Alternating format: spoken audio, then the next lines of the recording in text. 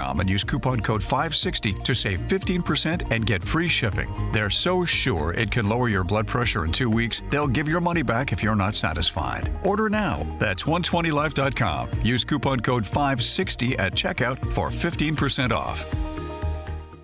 Now, your official weather forecast. Clouds and some sun. It'll be windy. High today at 63. Some clouds tonight. Shower in spots. Breezy evening. Low 42. For tomorrow, windy and cooler. Clouds and sun. High tomorrow afternoon at 54. I'm Steve Williams on AM 560. The Answer. Get the latest weather, traffic, and news updates online at 560theanswer.com. Portions of the following show may be pre-recorded. Now, from the Signature Bank Studios. This is Chicago's Morning Answer with Dan Proft and Amy Jacobson on AM 560. The Answer.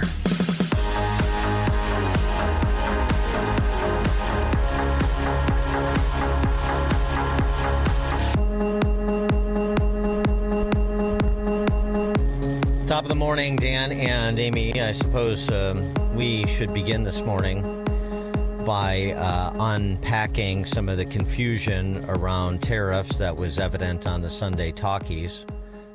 Trump team members were out in force covering all the shows and all the stations. And it just seemed to me that it was a little bit muddled in terms of this idea that there are exemptions for certain electronics products. There's exemptions and then there's temporary exemptions. I mean, they all had different messages. In point of fact, there are no exemptions. Oh, okay. And so this is why I wanted to bring clarity to the issue. Actually, Stephen Miller probably did the best job of bringing clarity to the issue. There were the initial tariffs that were imposed, the fentanyl tariffs on China, 25%. Those are still in force on all products. And then tariffs on some of these particular products like semiconductors and smartphones were going to be handled separately under separate authority that runs through the Commerce Department that requires an investigative period before such additional excises are imposed. Stephen Miller. The original 20% IEPA, that's the International Emergency Economic Powers Act, for China poisoning our citizens with fentanyl, that 20% rate is and continues to be applied to all imports from China. When the president issued his reciprocal tariffs, our government at the time specifically said that chips and semiconductors, which are critical components of our national security, were going to be dealt with through a separate commerce authority known as a 232. That was always the plan because those components are so essential to our national security. We need to have a separate process for dealing with how to reshore those essential industries. When the tariff rate went up to the full rate of 125 on top of the 20, it was necessary to publish a more detailed list from Customs and Border Protection explaining the rates and how they're applied. There are no exemptions. Everyone pays at least the 20%, and these particular components are being put through a separate process controlled by the Department of Commerce, which is the 232. So I think I misspoke, 25%, 20%. So they're imposed, and whatever additional may comes, well, it comes today, according to Trump, who had this to say about it on Air Force One. Your administration announced exemptions on the China tariffs, iPhones, computers, televisions, that kind of thing. You're preparing separate semiconductor tariffs. Can you walk us through that decision? I'll give you that answer on Monday. We'll be very specific on Monday. Are you suggesting we're taking in a lot of money as a country? We're taking in a lot of money. Yeah. So we're going to get the details on those specific tariffs. Or the tariffs on those specific products today, according to President Trump. So just some clarity. There's a lot of confusion, and everybody doesn't speak with the precision that, for example, Stephen Miller does, and so that needed to be addressed. 312-642-5600, turnkey.pro answer line. More of a process thing than a substantive thing, although it will be a substantive thing when we find out what exactly the tariffs will be in addition to the 20% on said products that relate to our national security, so the Trump administration argues. So this needs to be continued to be updated and detailed. As to the more substantive conversation about whether this approach is the right approach, this policy is the right policy, interested to watch the sparring between David Sachs, who's one of those billionaire tech bros who is also Trump's Bitcoin czar. I thought you were going to get that gig. Yeah. Sorry. He and former Harvard President Larry Summers sparred about this matter of the approach that Trump is taking. And here was David Sachs's rejoinder to Larry Summers, not pleased with this approach, and why he thinks that Trump is tackling this in the way that it has to be tackled. Do you think that all these countries were going to renegotiate their trade deals with the U.S. if President Trump asked nicely, if he said, pretty please, let's renegotiate our trade deals so you take down your trade barriers, that they would have done it? If he had said, pretty please, with a cherry on top? That's not the way these things work. He had to establish the leverage in the negotiation first. And the fact of the matter is he's the first president in decades who's been willing to do that. You don't get anywhere by just asking nicely. And I think that what President Trump did over the last 8 days is, A, establish the leverage, and B, get all these countries to now want to negotiate a new trade deal with the United States. Yeah, I think there's a point to that, which is to say, yes, if the President of the United States picks up the phone and calls any of these heads of states of the 90 countries, 90 deals in 90 days, Peter Navarro had to say, maybe we'll see. Jameson Greer, the trade rep, said meaningful deals in the coming weeks on Face the Nation. The reality is we're working around the clock, day and night, sharing paper, receiving offers, and giving feedback to these countries with respect to how they can better achieve reciprocal trade with the United States. But 90 days could be a rolling deadline, is what I hear you saying. Well, I would not say that. In the president's cabinet meeting last week, he was asked about this, and he said, well, we'll see. I mean, my goal is to get meaningful deals before 90 days, and I think we're going to be there with several countries in the next few weeks. So it's important to establish, again, as I've said from the outset, that this is not so ideological as it is pragmatic in pursuit of a certain understanding of global economics. One I don't completely share, but nonetheless, I can recognize what they're doing. And the idea is deals that improve America's trading position. So we get to net benefit arrangements with our trading partners. Yeah, but I want a unified message from one person. I don't want Peter Navarro and then Lutnick saying something else and then Trump coming out and having to say, what Trump said last night was fine. I will have an answer for you tomorrow. That was great. Perfect. Well, you're not going to hear from one person. There are multiple people you're going to hear from on this issue. Well, then they should all be on the same page. Unified message. Yeah, it'd be great. But then there's some disagreements too, and those will bubble up to the surface. That happens. But yes, we don't want too unified a message. Otherwise, we'd be out of a job because we have to distill this for people. But back to the point of Sachs. So the point here is getting deals on a, I guess, country by country basis, it would seem, piling up the victories, as I said, net benefit. But so to David Sachs's point, though, that this is the way it had to be done, you had to establish your leverage. Because Summers argues, well, the President of the United States can pick up the phone and get any head of state on the phone. And they say, well, I don't like, the Central American Free Trade Agreement. I want to get the signatories to that agreement to the table because I don't think it's sufficiently beneficial to America. Well, he'd draw a response, whoever the President of the United States was. But the point that Sachs is making is, while that's true, the only way to make it real after we've taken the approach that we've taken for the past 50 years, vis-a-vis China and vis-a-vis trade, generally speaking, with the more, not free trade, but more with the consumer in mind in terms of our trade policies.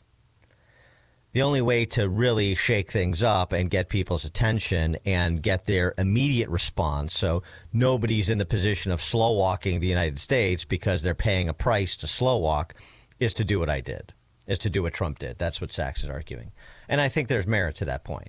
I don't think asking nicely country after country after country generates the same sort of attention and immediacy of response that Trump's approach did. I get it. Still a high wire act, but I think Sachs has a point there where sort of establishment types like Larry Summers, we pick up the phone and we go through this laborious process, one country, one significant trading partner, one significant trading region at a time, and it's months and years, and Trump is on a expedited clock and he knows it.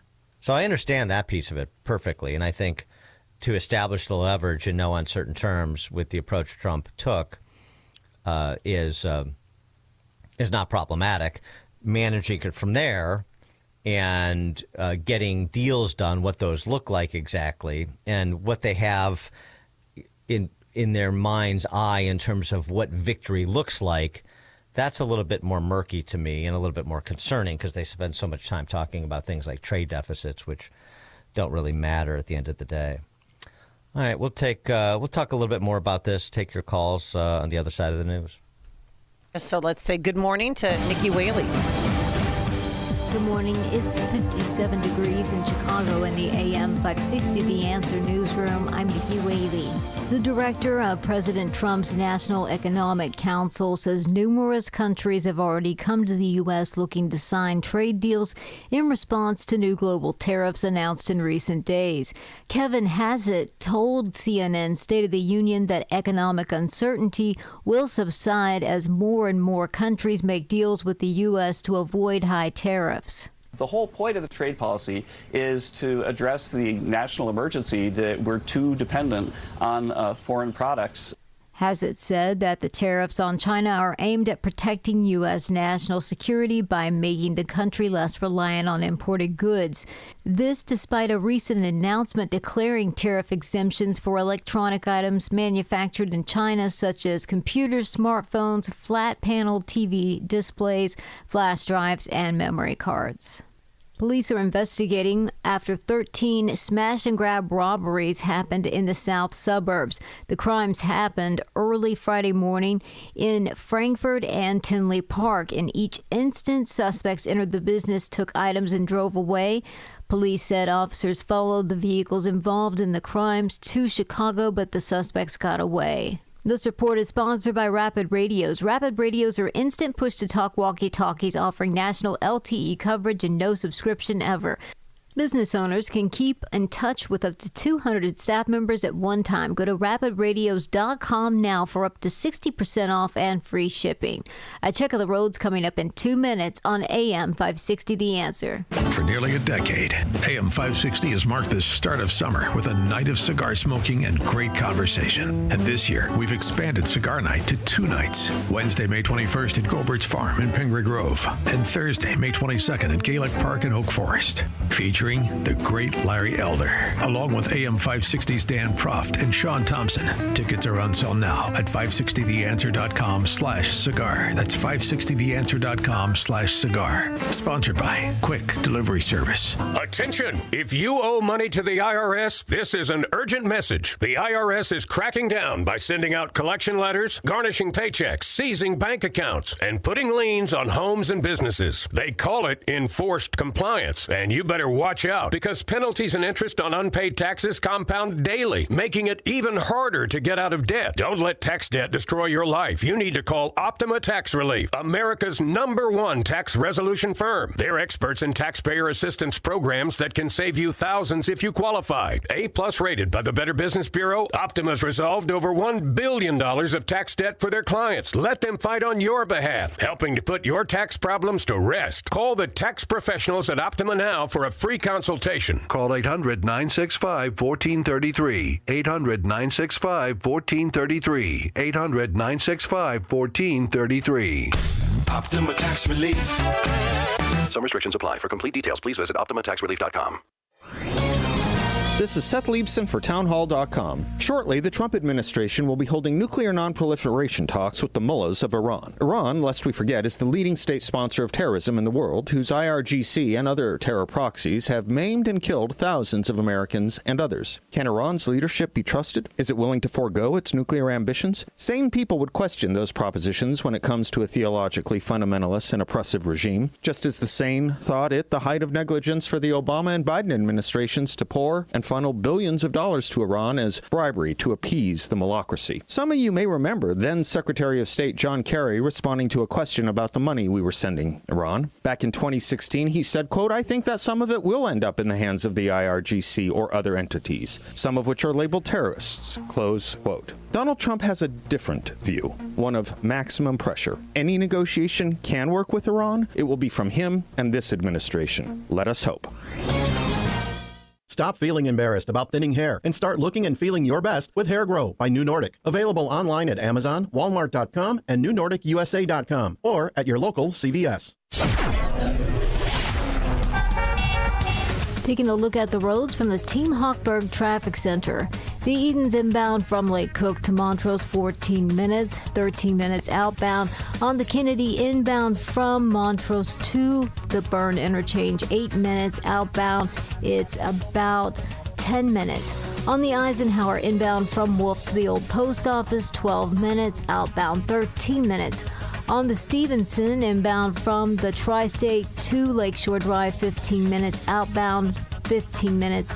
On the Dan Ryan inbound from 95th to the Byrne interchange, 12 minutes. Traffic is a service of Anthony DeGrotto State Farm. Guest contributor to Get Down to Business with host Shalom Klein, heard on Sundays at 6 p.m. Hear why Anthony's team is like a good neighbor. State Farm is there. Chicago's Morning Answer continues next, but now a check of your forecast from the National Weather Service. Clouds will give way to some sun. Windy day. High today 63. Clouds, a shower in spots. Breezy tonight, low 42. Windy and cool. Clouds and sun for tomorrow. High 54. I'm Steve Williams on AM 560. The Answer. Get the latest weather, traffic, and news updates online at 560theanswer.com. Now, from the Signature Bank Studios. Only the biggest stories, only the biggest guests, and only the biggest opinions. This is AM 560, The Answer.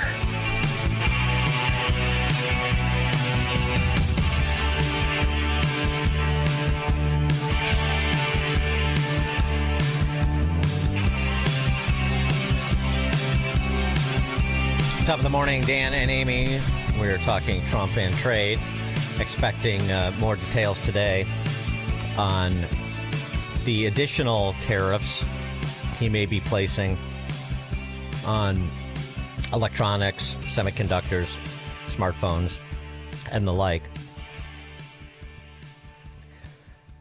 But I wanted to go to something that kept popping up as Trump surrogates covered the issue on various shows over the weekend. A lot of talk about farmers. Commerce Secretary Howard Lutnick, on farmers. Our farmers are going to finally have access to the world's markets. You know, our farmers have never had the opportunity to sell corn in India. So what's going to happen is as they sell more and more products, prices will come down. Mr. Secretary, gets lower prices. You're going to see lower prices in America on lots of different products. Mm-hmm. Ag Secretary Brooke Rollins. So there was some rationale. It was stupid, but it was a rationale. I was like, what happened to Brooke Rollins? Did he transition? She's not transitioning. No. This is Brooke Rollins. For decades, the way that we have been treated in this country, and especially our farmers and ranchers, is absolutely stunning. We have been living under a tariff regime, but it has been the regime of other countries. You know, Japan with a 700% tariff on our rice, Brazil with that almost 20% tariff on our ethanol, which I know you were in Kansas this, probably talking to some ethanol corn farmers. The EU takes less pork with 450 million people than does Honduras with 10 million people. I mean, it is one thing after another. And I'll be honest with you, I didn't realize how egregious it was until I took this job. I mean, I've heard President Trump talk about it for a long time. I was in his last White House as his domestic policy chief, so I was somewhat aware. But once I took the job as agriculture secretary and really began to dig in, the way our ag producers are treated across this world, both with high tariffs and with non-tariff barriers like unsubstantiated science claims, is just, it's egregious. So. I mean, there's legitimate points that are made by both Lutnick and Rollins. But the point I wanted to make, just to provide some additional context, these tariff policies create winners and losers, too. Globalization, global competition creates winners and losers. Right. So does mercantilism. Caleb Ragland is a 38-year-old soybean farmer from Magnolia, Kentucky. Comes from a long line of farmers stretching back 200 years. Wow. He voted for Trump in 2016, 2020, 2024. Even though after Trump imposed tariffs back in 2018, U.S. Ag lost $26 billion, nearly $20 billion in soybeans alone. And then, if you recall, then sort of the Trump administration sort of backfilled that loss with essentially a bailout. Exactly. That's not really the way to do it, but the idea that you can create this world without consequences. But anyway, other farmers celebrated Trump. Other farmers benefited. We hear all about who's going to benefit by being protected. And on the right, we're sort of putting our halos on and not engaging our peripheral vision to see who doesn't benefit. Right. Like Caleb Ragland from Magnolia, Kentucky, 200 years, family farmer, same sort of profile of the Trump voter. In fact, he is a Trump voter, as I said. Here's his op-ed. In part. Okay. In the 1980s, farmers in my area shifted from dairy and tobacco to soybeans as new technology changed the market, made it possible to farm rougher terrain and use pesticides to kill weeds without killing crops. But now, because of the trade war with China, I'm worried we could be out of business by 2027. It's a fairly short horizon. All that history, heritage, blood, sweat, and toil could vanish with the stroke of a pen. Soybeans are one of the most versatile crops in the world. They have thousands of uses. They can feed cattle, be turned into biofuel and rubber, be mined for the seed oils that are used throughout the food industry. Last year, soybeans were the #1 row crop in my home state of Kentucky. But as I'm planting seeds this spring, I'm facing fear and uncertainty about who will buy my crops come harvest time in October. 6-month horizon. By the way, that's the same thing going on with soybean farmers in Illinois. And Minnesota, but I'll get to that later. The U.S. became the leader in soybean production about 30 years ago. That's when China started buying our soybeans as it went through its own industrial transformation, making its people wealthier. With more money to spend, the demand for meat exploded, and so did the need to feed soybeans to poultry, cattle, and pigs in China. To this day, they still use 70% of their soybean imports to feed livestock. Some would, and he goes on to address the domestic production argument. Well, it'll be selling internally. Some say we should aim to sell all our soybeans domestically, but to do that, we would need to double the markets that we currently have in the United States. That's just not going to happen at the snap of a finger. It would mean doubling the U.S. consumption of pork, poultry, and beef, as well as biofuel production. I mean, I can eat a lot of pork chops, but I don't know if I can contribute to the doubling of U.S. consumption. Become a competitive eater. Yes. Well, there you go. Like many of my fellow farmers, I voted for President Trump in the past 3 elections. The president won me over with his commitment to business-friendly tax cuts, as well as his track record of reducing regulation and cutting government spending. I don't know about the cutting government spending, but that's his view.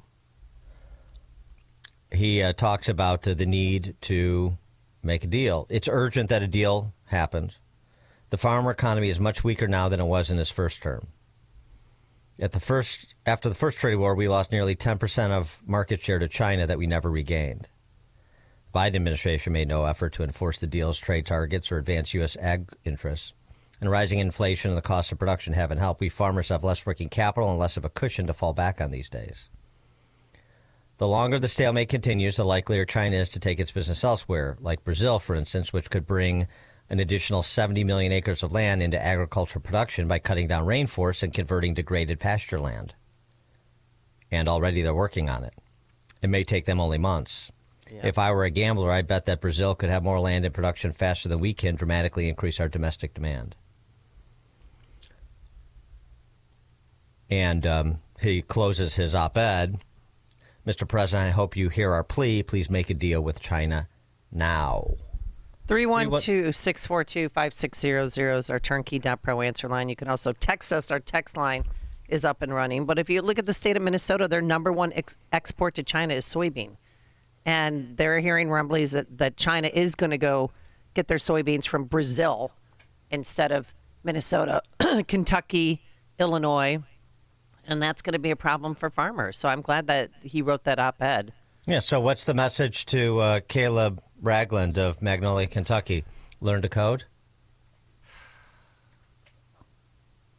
It's real. These conversations are real easy to have if you just want to look at an aggrieved party to whom you're sympathetic and a politician to whom you're supportive, and say, well, he's going to hit people I don't like to benefit people I do like.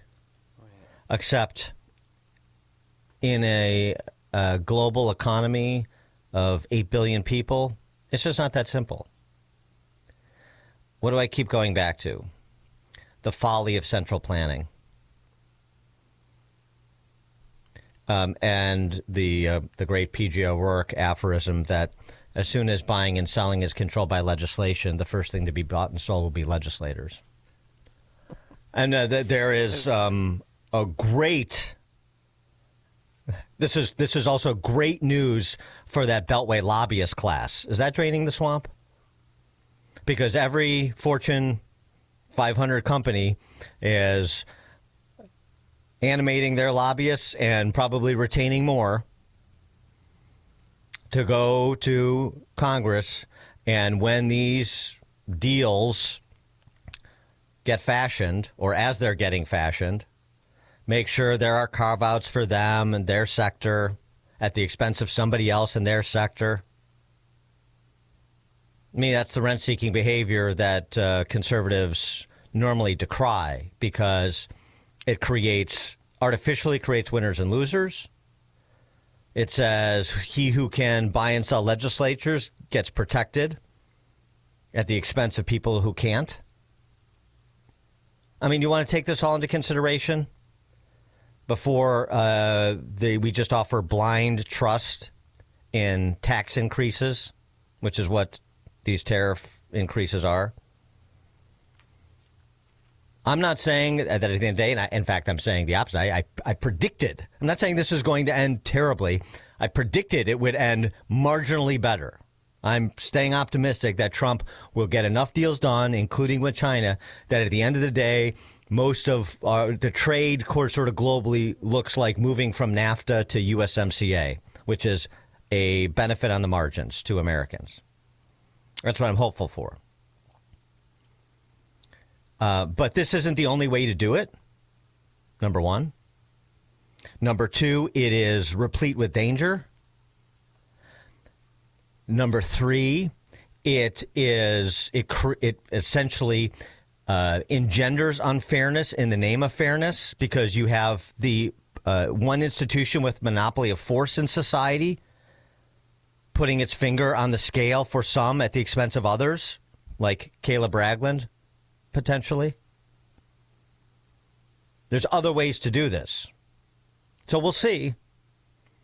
But I'm just not going to be Pollyannish and just be another conservative fanboy that pretends what I know and believe for all of my adult life is not what I know or believe anymore.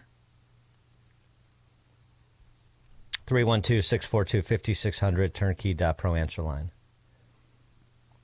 George in Naperville. Yeah, Stan, do you think Pritzker could help in the effort to double consumption? I bet that guy could eat a lot of beans.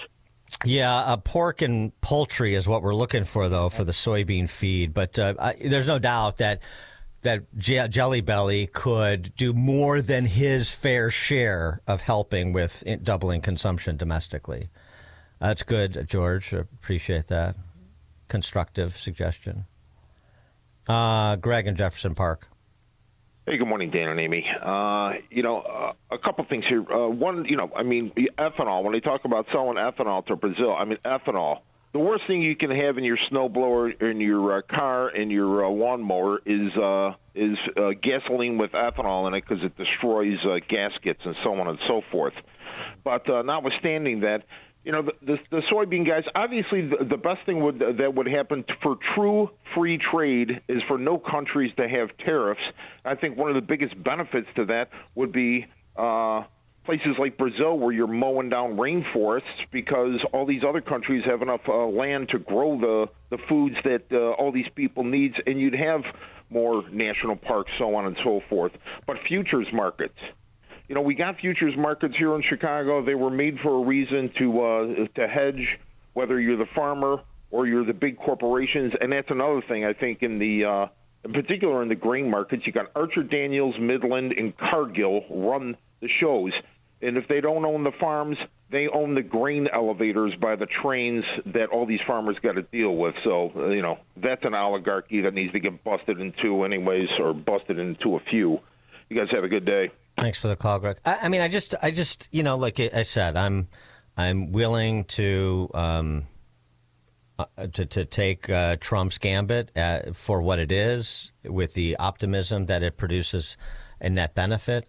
But the rhetoric from people who should know better is really difficult to stomach. Howard Lutnick is a good example. Peter Navarro is probably the worst example, but Howard Lutnick is not far behind. If we just run gigantic trade deficits and sell our soul to the rest of the world, eventually we are going to be the worker for the rest of the world. We're going to be the thinker for the rest of the world that they're going to manufacture. And if someday they say, gee, we're not sending it to you, we'll be nothing. So I think the president has national security in mind, and he's here to protect America. We need to reassure these things, and we all know it. That is so hyperbolic. I know. Number one, so what we used to call, for anybody listening who has also passed a Econ 101 course, what we used to call comparative advantage, we now call selling our soul. Silliness. And when I just don't believe anything he says. It's just when you overstate the case. Mm-hmm. When you engage in that kind of demagoguery, when you see somebody do that or you hear somebody do that, does that give you more or less confidence in their underlying position? Less confidence. I don't trust him. He's like fake news. Phil in Maryville. Yeah, morning, guys. I was wondering if there's a way the government could maybe help the farmers switch to a different plant to grow. And, Brazil wants to do that with soybeans. Okay, let them plant soybeans. Maybe the government can help make some connections so those farmers could plant something else possibly. What do you think about that? I think the government is no better at farming than they are at delivering the mail or running a healthcare system. That's what I think. Yeah. I think that they can make connections, though. I'm not saying the government actually fully put their hand in it. Maybe they could just... I don't know how it could work, but, help them out, switch to something else where they could profit off of it. Well, I appreciate that. Thanks for the call, Phil. But, I don't know. I don't pretend to have farming expertise, so I don't know what Caleb down there in Magnolia, Kentucky, and his family can do or not do in terms of changing over crops. I assume that's not a particularly easy thing to do, particularly when you have so much invested in what you've been doing. But, possibly. But but is that the approach? that you want. Maybe the government, once the government, I mean, this is like a punchline. This is like Groucho Marx. The government creates a problem and then misapplies the wrong remedies. The government did this, so now they're going to come in. We got the government to come in to correct what they did over here. And then they create other externalities, other unintended consequences. Central planning is folly. Fundamental principle. So what we should be talking about, first of all, the Trump administration, we should all be talking more about this budget framework that's out of the House, that's over in the Senate, and the guts that need to be put into that over the next several weeks and passed in both the House and the Senate to extend the tax relief from 2017 to get that $1.5 trillion in spending reduction. I mean, that spending reduction thing is massive. And it was nice to see, actually, you had money changers like Ray Dalio and Larry Fink over the weekend talking about this being an important piece of it. When Wall Street is talking about the debt burden, I mean, that's good news. That's helpful. We should be focused on those other fiscal policies over which we have much more control and the government has much more of a role, and maybe letting the free exchange of goods and services between consenting parties be the order of the day elsewhere. I know that's not the approach that's being taken. I'm just offering an alternative thought on what can be done and what could be done. So what needs to be done in the absence of choosing that path is those deals need to get done.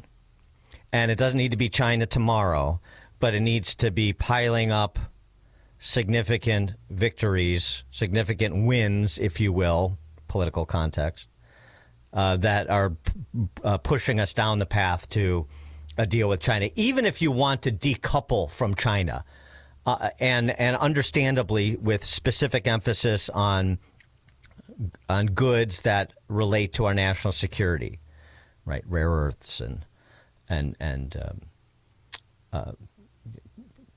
the ingredients in pharmaceuticals and so forth. Okay. But that is not something that you can do on a dime, turning on a dime.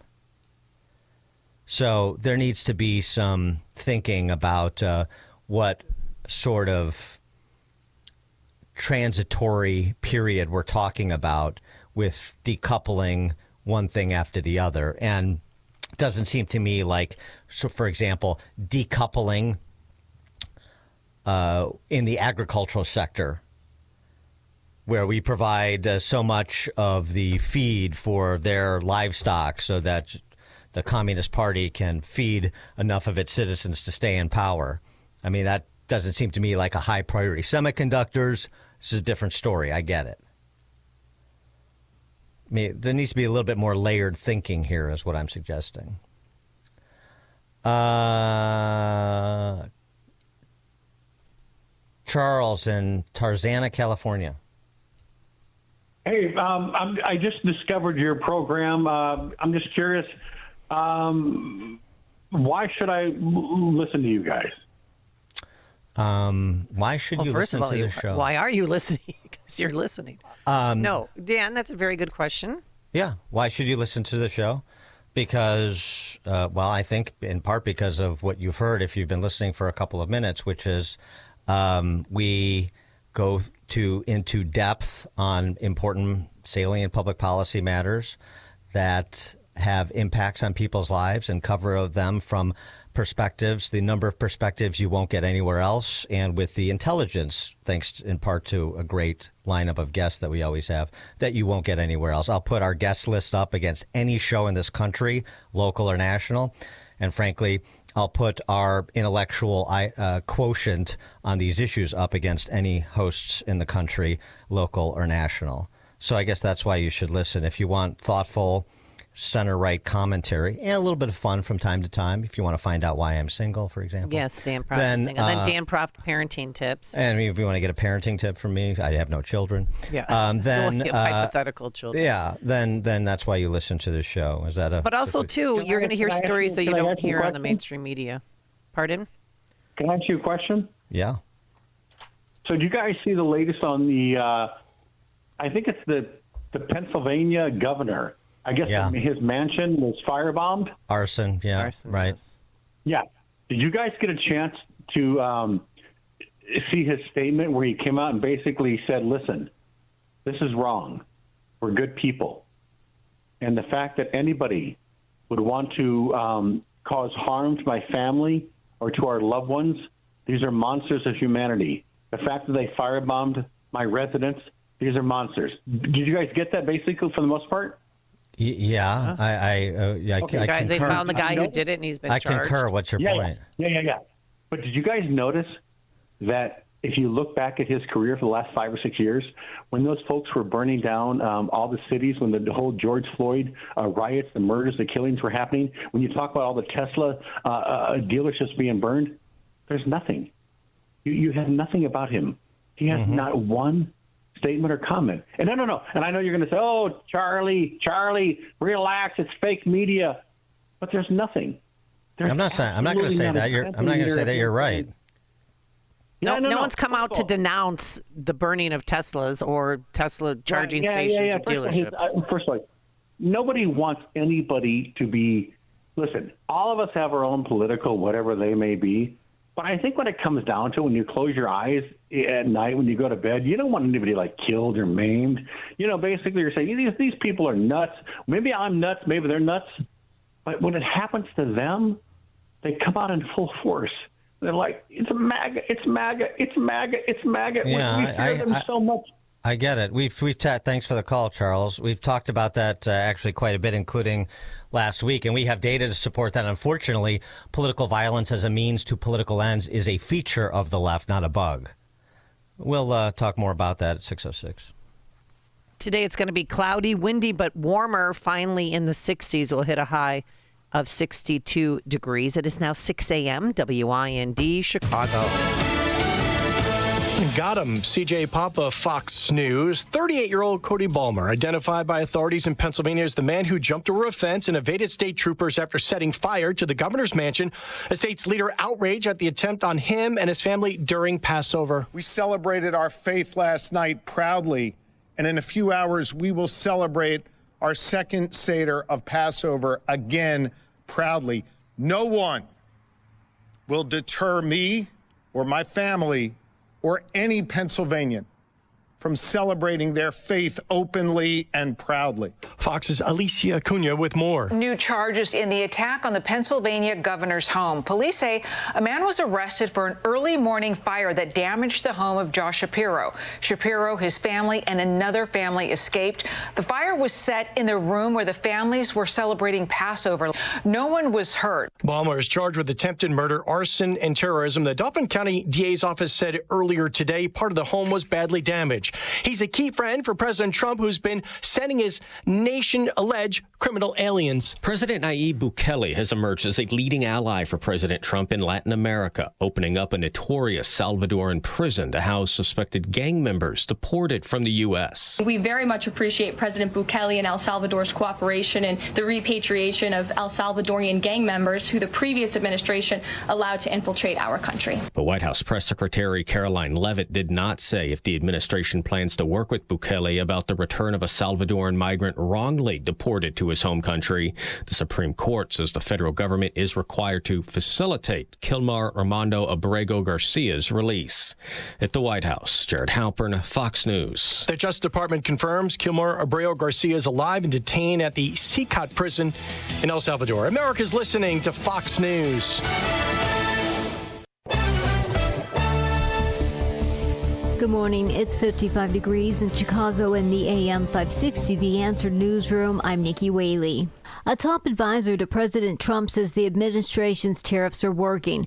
Appearing on NBC's Meet the Press, Peter Navarro pushed back against concerns the White House didn't have a plan for implementing the tariffs, saying that they were issued with a specific goal in mind.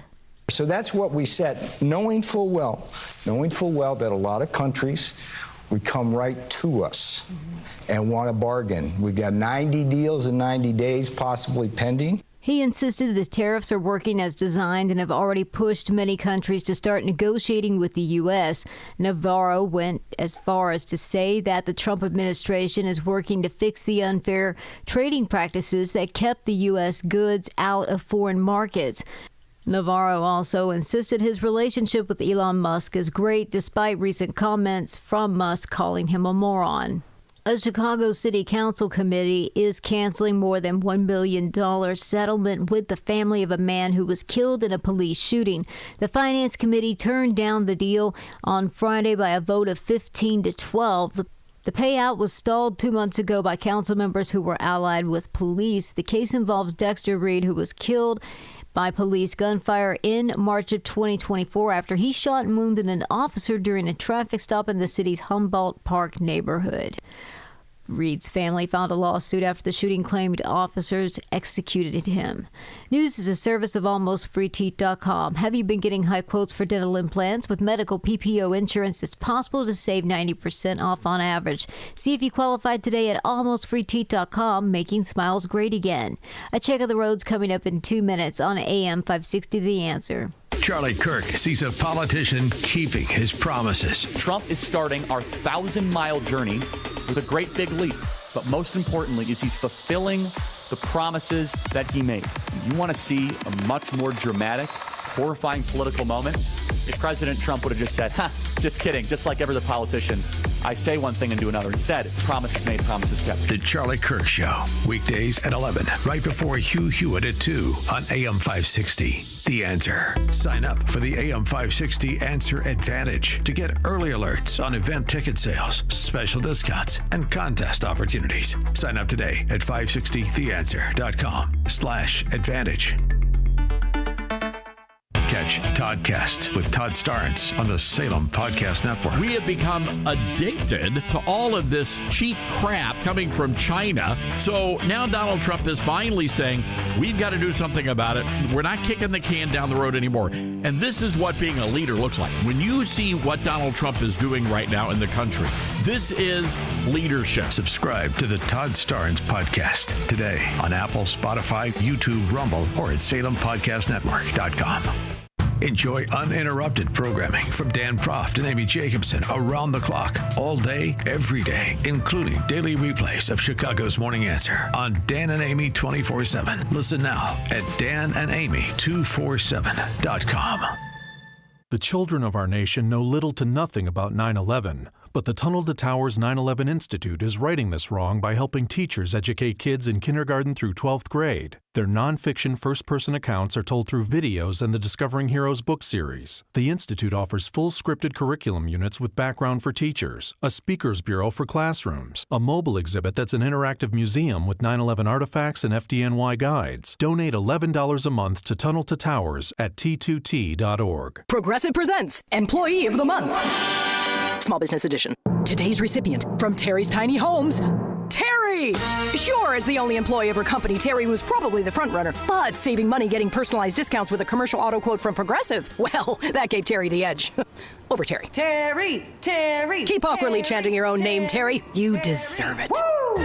Be your own Terry. See if you could save in as little as 7 minutes at ProgressiveCommercial.com. Progressive Casualty Insurance Company and Affiliates. Discounts not available in all states or situations. We all hear the radio ads about the IRS. They tell you to be afraid, to be scared, and they try to frighten you into calling. I'm not here to do that. Tax Relief Advocates is different. TRA is here to tell you that if you owe money to the IRS, whether it's $5,000, $50,000, or $500,000, we have a solution. It doesn't matter if you're sitting in your car, at work, or with your kids. No matter where you are, call now. 800-575-6745. Don't lose hope. TRA can eliminate or reduce what you owe to the IRS. There is zero risk to you. If we can't reduce your tax debt, then you pay nothing. Our passion is taxes and helping individuals fix their IRS problems. We have a 5-star rating on Google and Yelp and an A+ with the Better Business Bureau. You don't need to be afraid of the IRS any longer. End your tax nightmare today by visiting us online at TRA.com or call 800-575-6745. That's 800-575-6745. Tax Relief Advocates. Real solutions for real people. From the Team Hochberg Traffic Center, I'm Nikki Whaley. The Edens inbound from Lake Cook to Montrose, 14 minutes. Outbound is 13 minutes. On the Kennedy, inbound from Montrose to the Byrne interchange, 9 minutes. Outbound, about 10 minutes. On the Eisenhower, inbound from Wolf to the old post office, 13 minutes. Outbound, 13 minutes. On the Stevenson, inbound from the Tri-State to Lakeshore Drive, about 17 minutes. Outbound, it's going to be about 15 minutes. Traffic is a service of Team Hochberg. They've saved thousands of AM 560 listeners with the best rates and service. Let Team Hochberg help you by visiting 56dave.com or call 855-563-2843. That's 56david.com, lower.com, equal housing lender in MLS 1124061. Chicago's Morning Answer continues next, but now a check your forecast from the National Weather Service. Clouds and some sun. It'll be windy. High today at 63. Some clouds tonight, shower and spots. Breezy evening, low 42. For tomorrow, windy and cooler. Clouds and sun. High tomorrow afternoon at 54. I'm Steve Williams on AM 560. The Answer. Get the latest weather, traffic, and news updates online at 560theanswer.com. Now, from the Signature Bank Studios, this is Chicago's Morning Answer with Dan Proft and Amy Jacobson on AM 560. The Answer.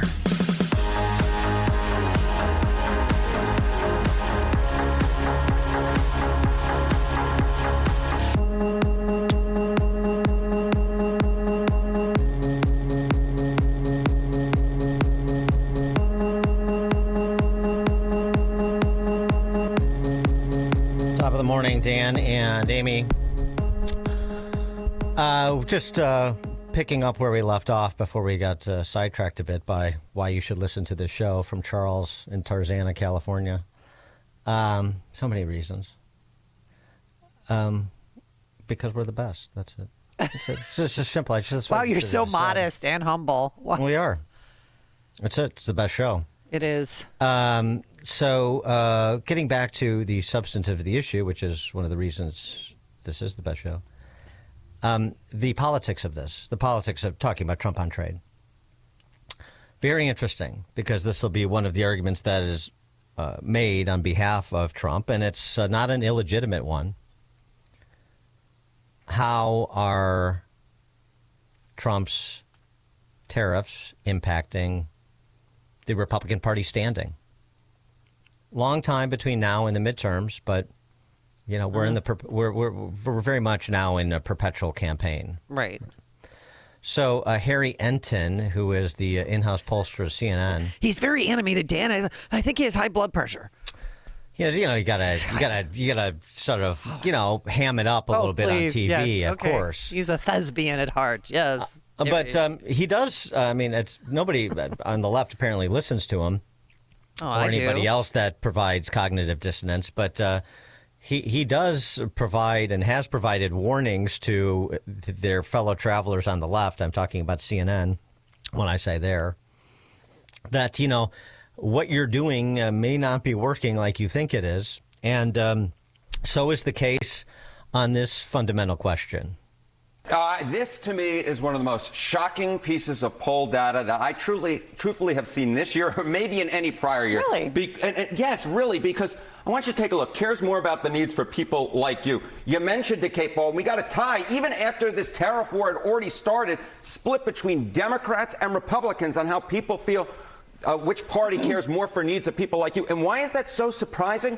Because I want you to take a look at prior years. Democrats always lead on this question. Back in 2017, before the 2018 midterms, 13-point lead. 2005, a 23-point lead for Democrats. 1994, which was a big Republican year, a 19-point lead for Democrats. And now, all of a sudden, a tie?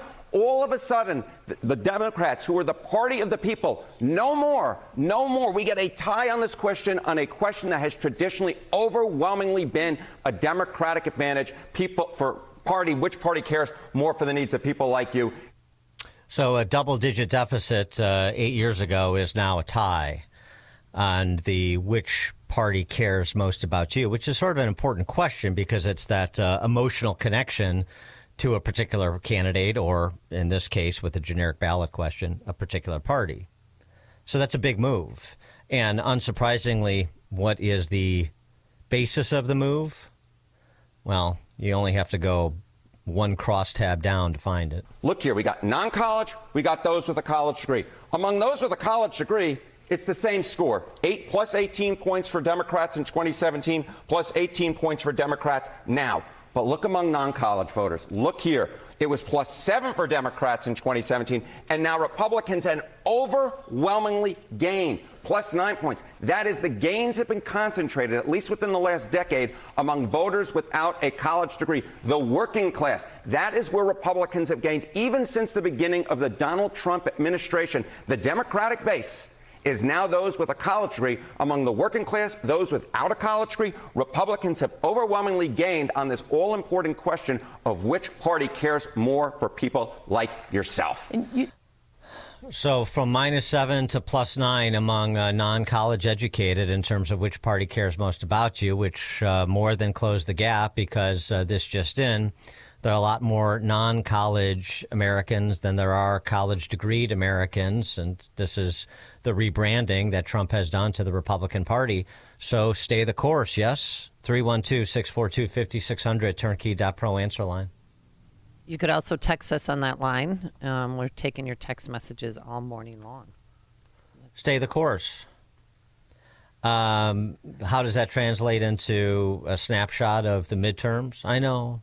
Year and a half out, much will transpire between now and then. So take it for what it is. But in terms of, do you think in the first 100 days with the big things that Trump has done and, all of the attacks he is getting from, all of the usual suspects in charge of the usual institutions, that it is having an effect such that it is obvious, especially with small majority in the House, that Trump will be a lame duck after the midterms? And I want you to take a look here at the generic congressional ballot. Where we were in April of 2017, Democrats were already ahead by 7 points. In November of 2024 on this question, it was a tie, and then, of course, Republicans won control. Where are we now? It's Democrats, but just by a point. This looks very much still like what we saw in 2024, not like what we saw in 2017. If Democrats think they automatically have a ticket back to control of the House, I'd say, hold on a second. Republicans still have a real shot at this, despite...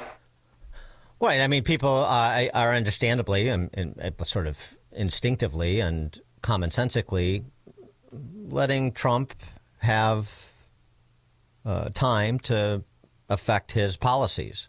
Let's see how it works. Yeah, my 401k took a hit, or yeah, I'm hearing all this bad news about the country's economy and the possibility of recession. But on the other hand, I hear some good news about inflation being down. So, and I know China's a bad actor. So let's give this some time to work and see if he gets to the other side with America in a better position than she was prior to this gambit. I like what he's doing with respect to border security. And we're seeing Did you see what he did over the weekend? We're seeing the dividends from that. I like what he's doing with, ending all this racialization of everything. And we're seeing dividends on that. So, this is why I don't think there's reason to panic because Trump is delivering on a lot of things. I think there are concerns about tax and spend policies, both domestically and internationally. But I think that's where most Americans are. We're still in the infancy of his second term. He has made some big bets. Let's see if they pay off. 312-642-5600, turnkey.pro answer line.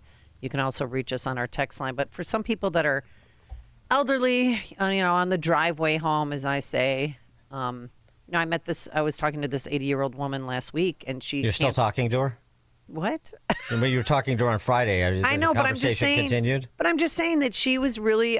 You could see the worry in her eyes that she had to cancel the window installment and the new carpet, and she's just living on pins and needles. So when she was 75 5 years ago, and they shut down the economy, did you have the same conversation with her? I didn't know her back then. No. Yeah, I mean that's the point, though, isn't it? That's the point. I get it.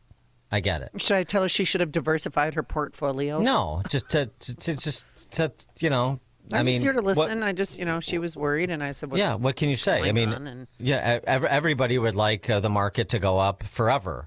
Everybody would like a positive returns on every investment they make, to infinity. I understand, caveat emptor, right? You understand what money in the market means. It's a risk, and historically, it's with a decent return, certainly better than Social Security. So maybe some contextualization so that people don't just get whipped into frenzy by an ignorant media that most of whom could not pass the Econ 101 course that we talked about last hour. Lee and Hammond, you're on Chicago's Morning News. Yeah, the reason that the Republicans are gaining in popularity has got nothing to do with Trump, nothing to do with Republican policy. It's got to do with the Democrats. The Democrats obviously were all in on a European-style authoritarian police state where the individual has no rights, and every wing-nut policy like open borders, lack of the First Amendment are being promoted by Democrats. That's the reason they're flipping. Well, that's a big part of the move. There's no question. But that really explains the transition that Harry Enton documented in that survey over the last 8 years, where you go from -7 to +9 among non-college educated when it comes to which party cares most about me, is because Trump has done a good job of speaking directly to that constituency, both in person around the country as well as when he messages on social media or on television in interviews and so forth. He's one of the ways you bring in a constituency is you red rover them over. And Trump has made it explicit that, look, working people are getting shanghaied, literally and figuratively, by elites in this country. Go back to Victor Davis Hanson's perfect formulation of his value proposition as a candidate back in 2016. You know all those elites in academia, in media, on Wall Street, in Hollywood, in Congress, in Hollywood. I know them all, and they're even worse than you think. That was it. And he was going to be the guy who brings the bicycle chain to the playground on behalf of those forgotten men and women, if I can borrow an Amity Schleisism. And that's what he did. And that's what he's doing. And that's why he moved them. It's a lesson for Republican parties at perhaps the state and local level that have no idea what they're doing, like in Illinois, in terms of how politics actually works. And the work you have to do, the effort you have to make, the risks you have to take, because none of what Trump has done over the last decade has been without risk. That's for sure. Real lesson. One thing I just wanted to add, though, I don't think, just because I think this can become a binary, and it's not a binary. This isn't, I don't think the idea should be promoted that the Republican Party is just for non-college educated. It's not that. Obviously, it's not that. And I don't think you leave college educated behind.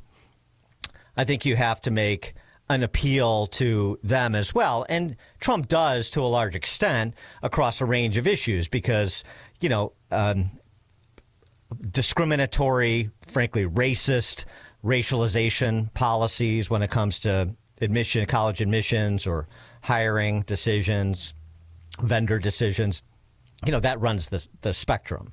A lot of of course, all of these issues are all quality of life issues. They run the spectrum. But you want to continue to marginalize the left as a party of the top 0.1% and basically state dependence, because it's going to be very tough to get to either one of those two cohorts because they're insulated from terrible public policy. But those two cohorts are not nearly going to be enough to buffalo enough people to win national elections. I'll tell you that right now. So you want to continue to own the vast middle, but that middle includes, highly educated, successful people too. Maybe there's some issues that you have to emphasize while de-emphasizing others. Maybe personal security issues are more important than economic security issues to somebody, in the upper quintile, for example. But I mean, college educated versus non-college educated explains some things, because of course we know how colleges have been incubators of neo-Marxism for 50 years at least. But I don't want it to seep in like this idea that anybody with a college degree, because of course, look, how many people listening to this show, their kids are going, you went to college, your kids are going to college. So let's not make it too cookie cutter here. The move of non-college educated working people has been significant, and that goes to Trump's great credit. And it allows the Republican Party to not spend time tilting at windmills trying to get ghastly Chardonnay Antifa chicks in Hinsdale into the party. Who cares? We don't need you. Go ahead. Go run off a cliff with your brethren. Meanwhile, we'll stay back here on terra firma and do the important work of building and maintaining a free society. That's the great margin of error that Trump has given. But it shouldn't be to the exclusion of making an appeal to those who are, college educated. You don't want it to sort of demand credentials, but you don't want to just sort of dismiss them either. Matt on the South Side. Hey, good morning, Dan. Good morning, Amy. Real quick, Dan, if the Democrats were to take back the House and the Senate, I'm just worried that they would try to impeach Trump again. I mean, sure, because they've used it before. I mean, that's what makes me nervous. I mean, now they're acting like this is something they can do all the time. And, I mean, what do you think about that? I mean, is impeachment going to be the way to go, you think, for these Democrats when they don't like who's in the White House? I mean, that's what makes me nervous. Well, it absolutely is. Absolutely. Thanks for the call. No, there's no question. I mean, if they would have had the numbers, they would have moved to impeach W. I mean, articles of impeachment were filed by, one or crackpot or another in their caucuses. Yeah, absolutely. I mean, they want to overturn elections. They don't win while decrying Trump, complaining about the outcome in 2020. They want to impeach presidents who are not their toadies. That's what the left does. Absolutely. Would they do it again? You think they're chastened by the Russian collusion episode? The Russian collusion hoax episode, I should say? Of course not. Didn't Democrat Al Green just file the latest articles of impeachment? But they don't have the numbers. But 1.0, 2.0, if they have the numbers, will they do it? Absolutely. The good news is very unlikely that they have that they get back the Senate. I mean, just the map isn't particularly good for them. They've got retiring senators that they didn't anticipate retiring that could create issues in states they didn't think they'd have issues. So that's unlikely. It's not beyond the realm of possibility, but it's unlikely. But, I mean, have they changed their stripes? As John Kennedy said, Senator John Kennedy from Louisiana, who's the leader of their party right now? I consider Congresswoman Ocasio-Cortez to be the leader of the Democratic Party. She's entitled to her opinion. I'm entitled to mine. As I've said about her before, I think she's the reason there are directions on a shampoo bottle. Yeah. That's awesome. Well, even her and Bernie Sanders, they were in L.A. this weekend on their Fight Oligarchy tour and had 36,000 people show up. And then Bernie Sanders went to Coachella. Yeah, Comrade Bernie at Coachella. Are you serious? Right? You think that they've changed? And this and it's not just Bernie Sanders at Coachella or them doing their Stop Oligarchy tour. This is the party's brand. These are the people out front. Jasmine Crockett, AOC, Comrade Bernie, with the same Workers of the World Unite rap. We need you to stand up to fight for justice. To fight for economic justice, social justice, and racial justice. Now, we got a president of the United States who... I agree. He thinks that climate change is a hoax. He is dangerously wrong. And you and I are going to have to stand up to the fossil fuel industry and tell them. Man. Please. So keep good luck. Good luck. Speaking to what was the estimate I saw? 60% of Coachella attendees are financing their ticket purchases. Uh-huh. Yeah. Okay, so this is the economic illiterate, rallying the economically illiterate. I mean, freak shows, rallying freak shows. Not going to be enough. Dan in Salem, Wisconsin. Dan, Amy, we just have to keep our course because these Democrats are incapable of reasoning with logic. They have lost connection with reality. They believe in some type of fantasy that they're right, which is they're wrong. And we have to just keep our Trump hats on and just keep walking the course. Right, brother? All right. Thanks for the call, Dan. Dan and Amy, Chicago's Morning Answer.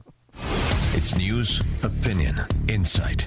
This is Chicago's Morning Answer on AM 560. The Answer.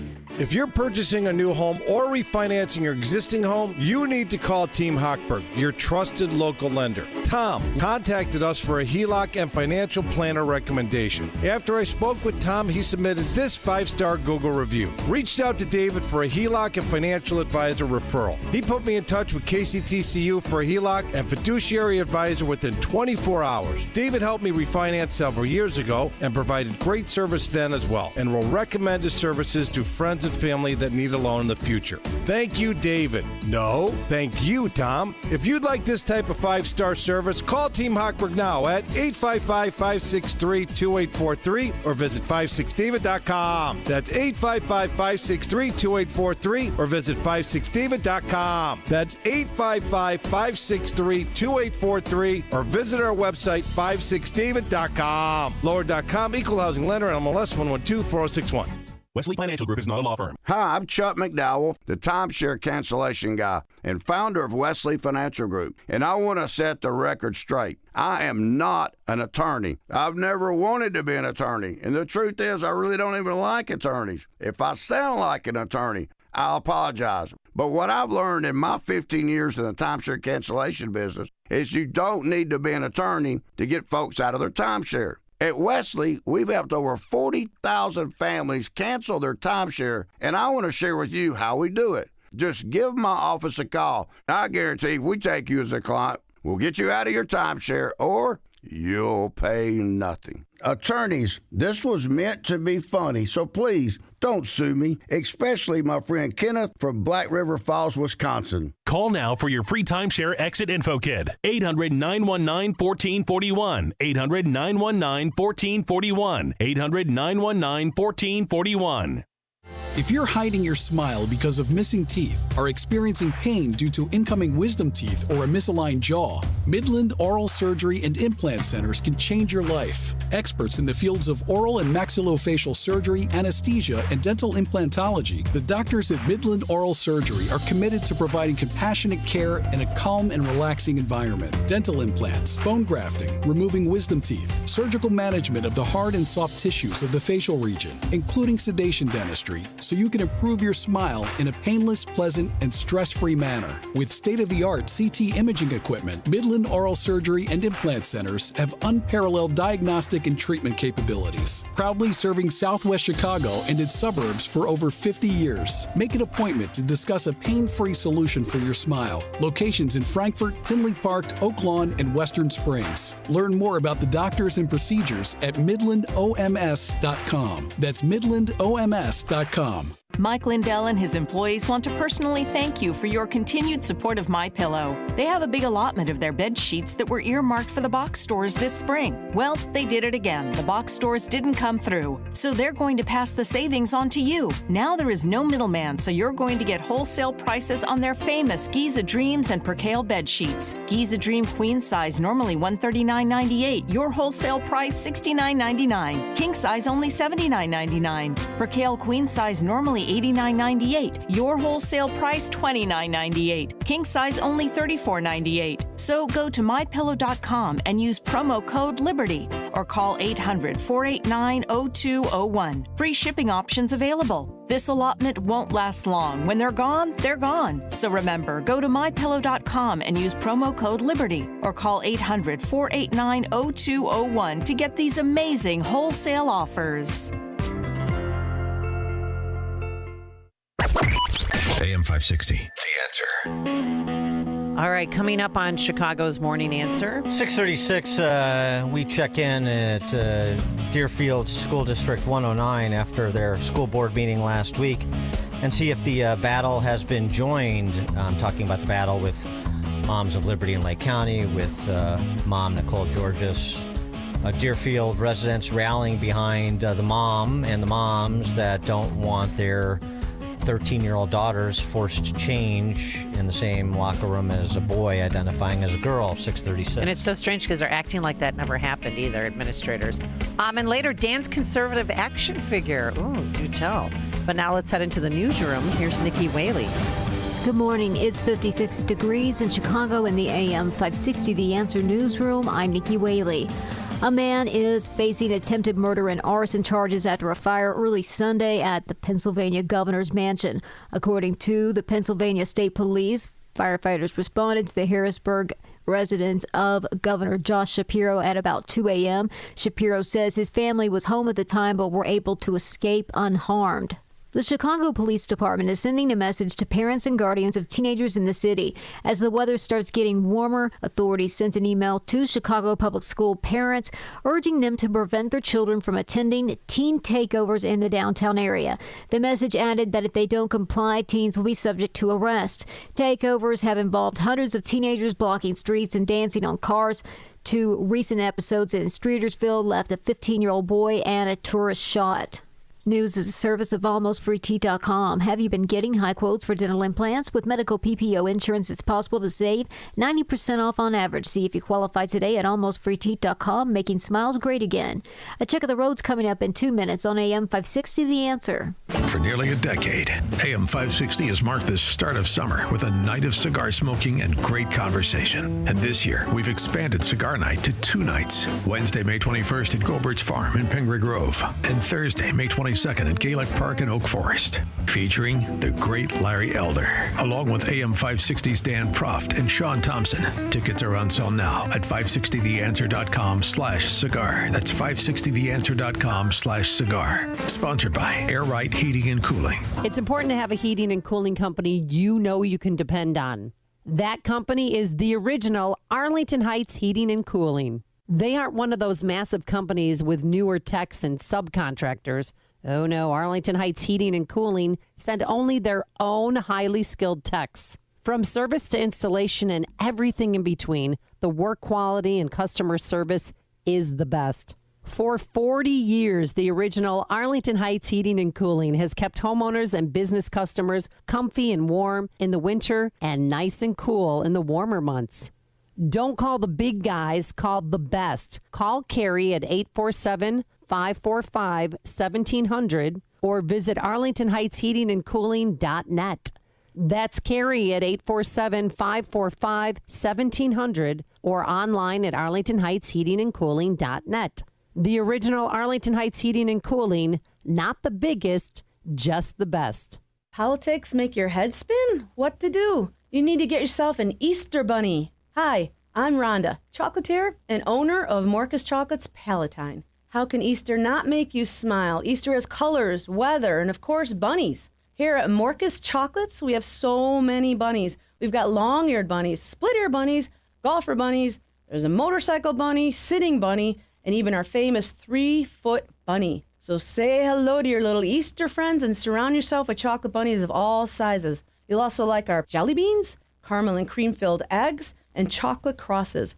Visit our fun stores in Palatine, Huntley, or Cedar Lake, Indiana, or go online to morcuschocolates.com. We ship nationwide, so you can send bunnies all over the place. And be sure to check out the hands-on chocolate-making activities at the different stores or at your location. Morcus Chocolates since 1920. Morcus, that's MORKES, chocolates.com. Come and enjoy the fun. Stop feeling embarrassed about thinning hair and start looking and feeling your best with Hair Grow by New Nordic. Available online at Amazon, Walmart.com, and NewNordicUSA.com, or at your local CVS.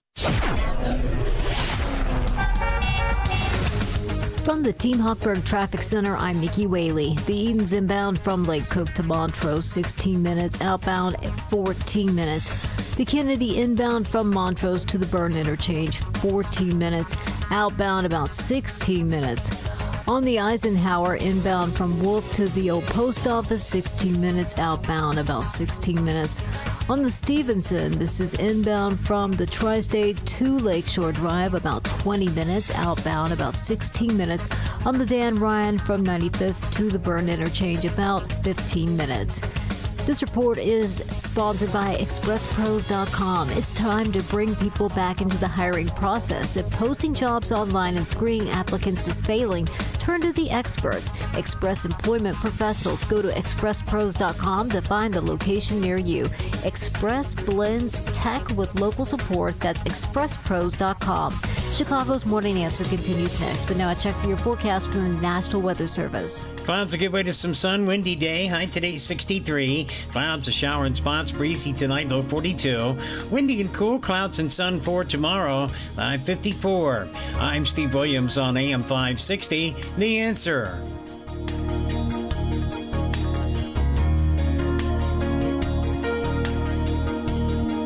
Get the latest weather, traffic, and news updates online at 560theanswer.com. Now, from the Signature Bank Studios. Only the biggest stories, only the biggest guests, and only the biggest opinions. This is AM 560, The Answer.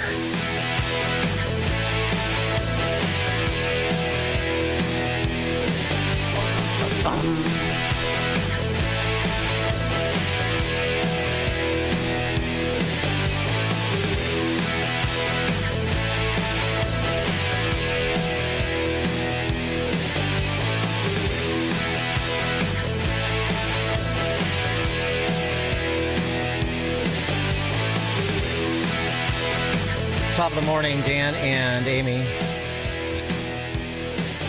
Maybe they need a pep talk. Who? Maybe in places like Deerfield. I'm talking particularly about the men. If there are any such species of men left. Well, there's a species of men left, I guess, in places like Deerfield. They're men physically. I mean, they're eunuchs, though. And they're basically biologically male, but male impersonators, the same way that so many of the people they support are male impersonators, if you know what I mean. Maybe a pep talk is needed. Chucky style. John Gruden was recently brought in to the University of Wisconsin. Oh, yeah. I love that guy. He doesn't mess around, man. He was brought in to give a little bit of a pep talk after another very mediocre season by the Badgers. Spring practice has started. And Gruden was brought in by the coach there to fire them up. Apparently he's friends with, what's his name? Luke Raquel or something? Wisconsin's coach. Yeah, like I'd expect you to know. Well, I know Coach Ferentz is a coach at University of Iowa. That's what I know. Yeah, well, he's been very consistent. And before years. That was Hayden Fry, so he was very consistent. Yeah. Mm-hmm. But I could Google it for you. Yes. Mm-hmm. Yeah, that's not that important. Here's the pep talk. Maybe this tough love is what's needed to rally these effete men in wealthy suburbs. I don't want to be a long time, but I travel around the country. I have an office. All I do is study film, and I love football. I've seen some things. I'd like to just give you 4 quick observations. Would you like it? Yes, sir. Okay, number 1, everybody has dreams. I mean, everybody's got dreams of winning the Big Ten, getting in the playoffs, getting a new NIL deal. Everybody has what? Dreams. I'm into nightmares. You guys got to end people's dreams. You understand that? Miami, Ohio's coming in here in a couple months. You end their dreams, okay? And then you get on with the schedule. But everybody's got dreams. Now, it's your job to end those dreams and become a nightmare coming out of the tunnel, yes? Okay, number 2 is there's a thing called the team. It's called the what? Team. The team. There's a lot of people, I think, in football now that aren't invested in the team. Are we clear on that? I want you to envision a big rock right here. The rock is the opponent. And if you pound that rock by yourself,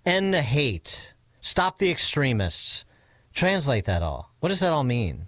But you have to be willing to stand and deliver at a Deerfield 109 school board meeting as a resident of Deerfield 109. I mean, I understand their point, particularly after the first meeting where they allowed every trans activist in the metropolitan area to come and have their 3 minutes. They prioritized Deerfield residents for the Deerfield school board meeting. That's fine, because it gives you a real flavor of Deerfield.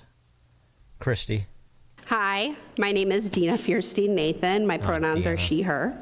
I'm a proud resident of Deerfield, a parent of 2 amazing children, and a lifelong member of this community. People often say that adults come back to their childhood homes because they had a great upbringing and they feel safe and they belong. And that was absolutely the case for me. I wanted my children to feel the same as I did because I loved growing up in Deerfield. But lately, I don't feel that way for my children. The recent bullying and scapegoating of the trans community has made me question what kind of town we're becoming. Trans children and trans adults simply just want to belong. How about the local Unitarian minister?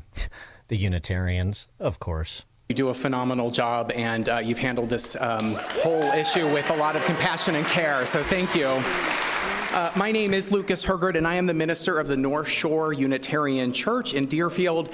I am also a tax-paying Deerfield resident, and I am here because I also have youth in my congregation who attend the schools in Deerfield. And I do not support the hate that the student in question has been receiving. They are not bothering anybody by using a changing area that is sectioned off and not visible to the other students. I think that the language and the rhetoric that I have been hearing about this is a bullying tactic, as we heard just a moment ago. Everyone's a bully. Everybody's a bully. I'm a Deerfield resident. And they are extremist. Their values do not represent Deerfield, at least not the Deerfield that I serve and that I live in. But very measured, temperate words from Padre there. They're extremists, the people who disagree. The girls that didn't want to change in front of the boy, didn't want to be forced to change in front of the boy, I should be more specific. Are they extremists?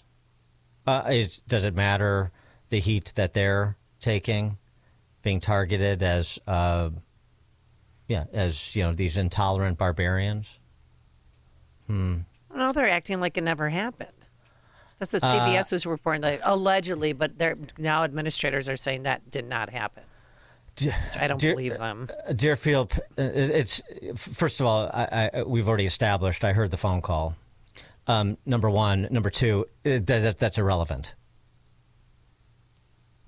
So I'm saying, let's focus on what they're saying and break it down. All of this projection that they do.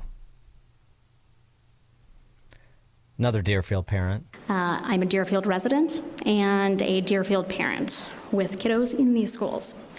I support District 109, our board, our teachers, the staff, the Illinois Human Rights Campaign, and trans rights. And I want to thank all of you for enforcing the child's rights. The Illinois Human Rights Campaign. Interesting. Very specific. Activist.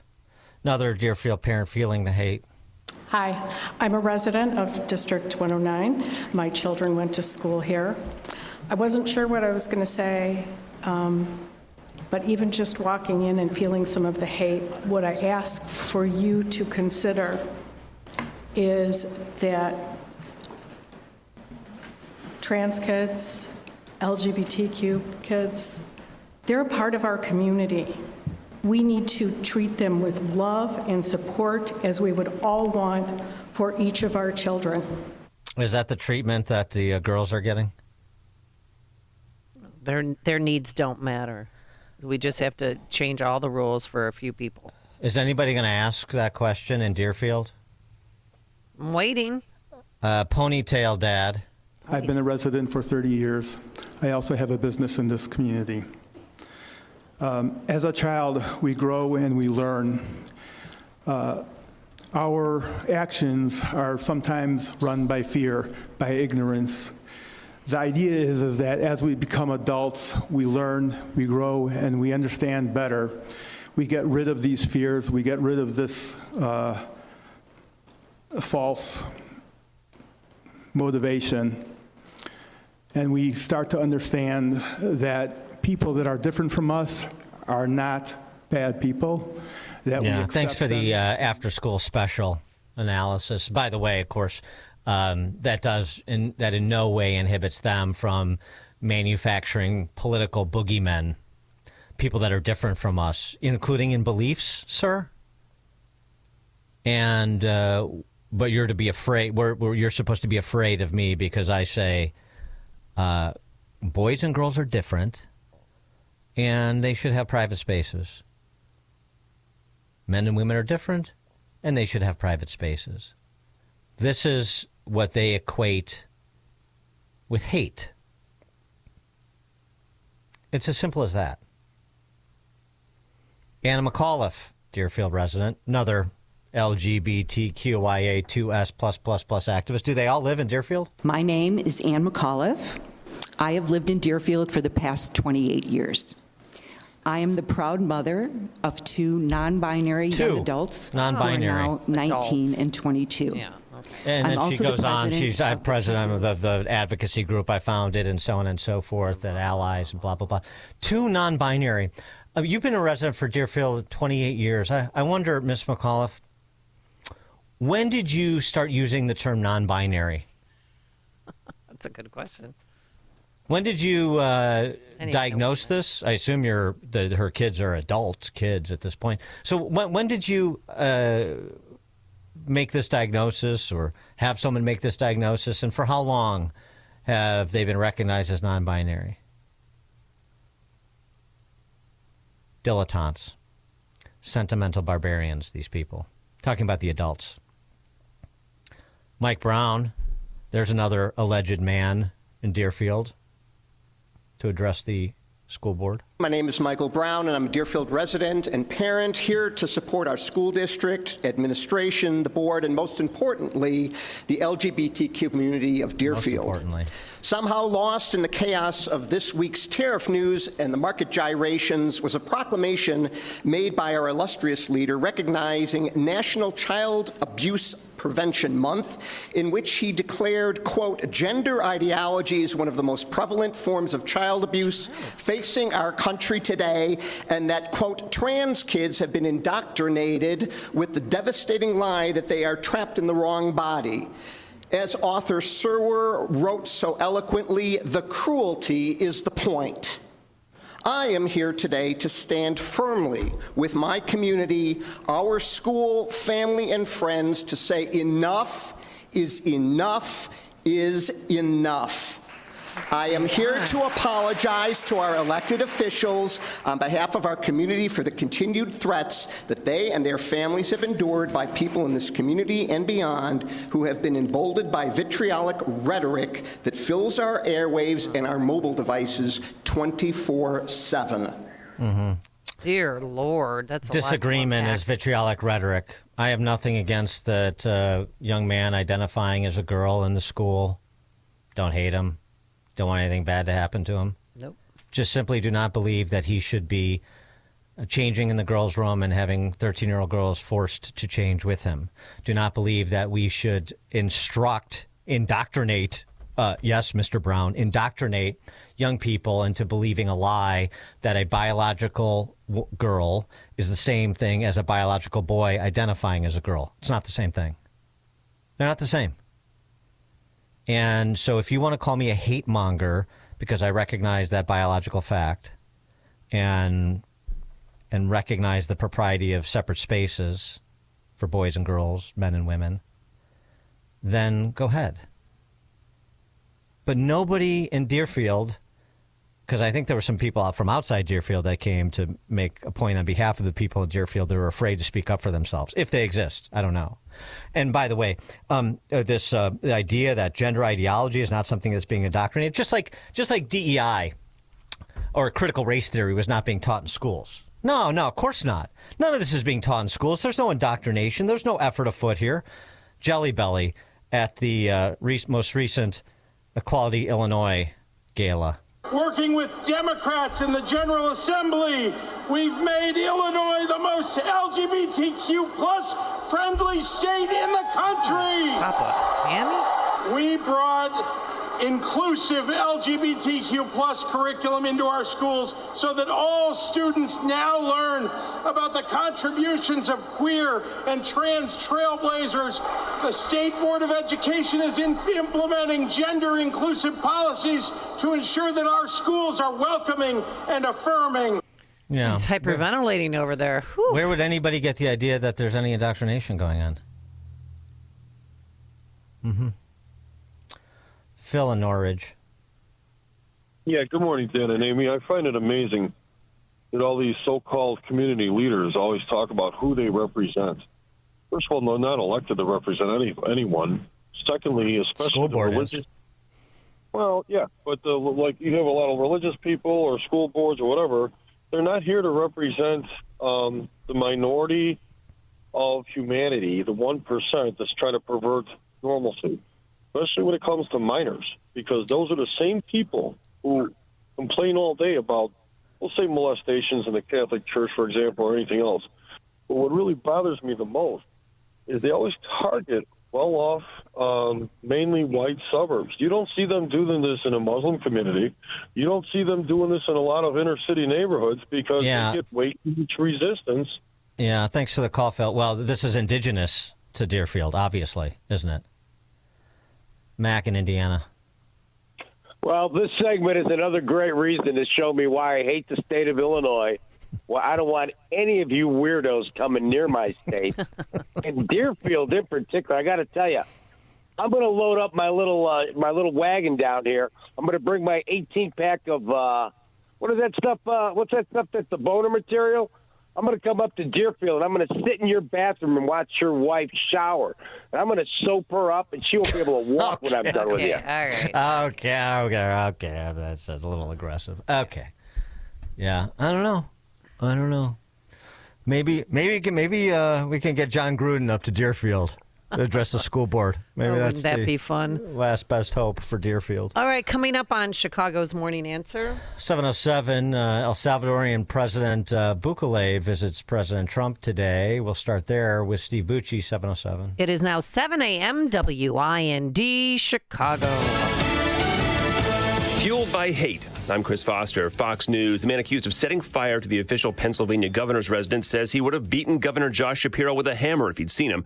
38-year-old Cody Ballmer tells police after turning himself in that he set the fire with gasoline and beer bottles after walking about an hour from his home in Harrisburg. The governor now thanking officers for waking him up and responding quickly to save him and save his family. Police believe the man scaled an iron security fence, the suspect that is, in the middle of the night to elude police and break into this home in Harrisburg, Pennsylvania. Moments before it happened, Shapiro, who is Jewish, posted this message on X, wishing everyone a happy Passover. Fox's Todd Pyro. Governor Shapiro says he will not be deterred from his faith or doing his job. President Trump says he'll announce this week a new tariff on chips and semiconductors for electronics. We want to make our chips and semiconductors and other things in our country. He says he's also planning tariffs on prescription drug imports. 6 people killed in a small plane crash in Copenhagen, New York, are identified as 2 surgeons, one of them flying the plane, 2 of their children, and their partners.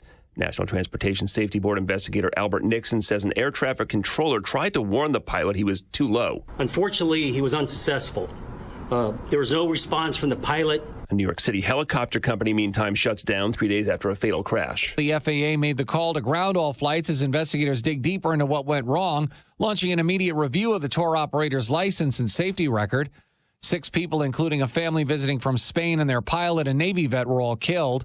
Senator Chuck Schumer is now pushing for tougher rules, saying some tour companies are cutting corners. Fox's Ted Linder. Rory McIlroy wins his first Masters golf tournament, beating Justin Rose in a playoff hole, making him the 6th player to win a career Grand Slam, the Masters, U.S. Open, PGA Open, and Open Championship. He's the first European golfer to do it. America's listening to Fox News.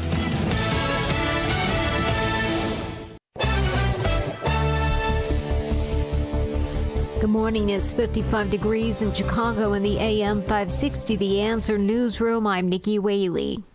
The director of President Trump's National Economic Council says several nations have come looking to sign trade deals in response to new global tariffs. Kevin Hassett told CNN State of the Union that economic uncertainty will subside as more and more countries make deals with the U.S. to avoid high tariffs.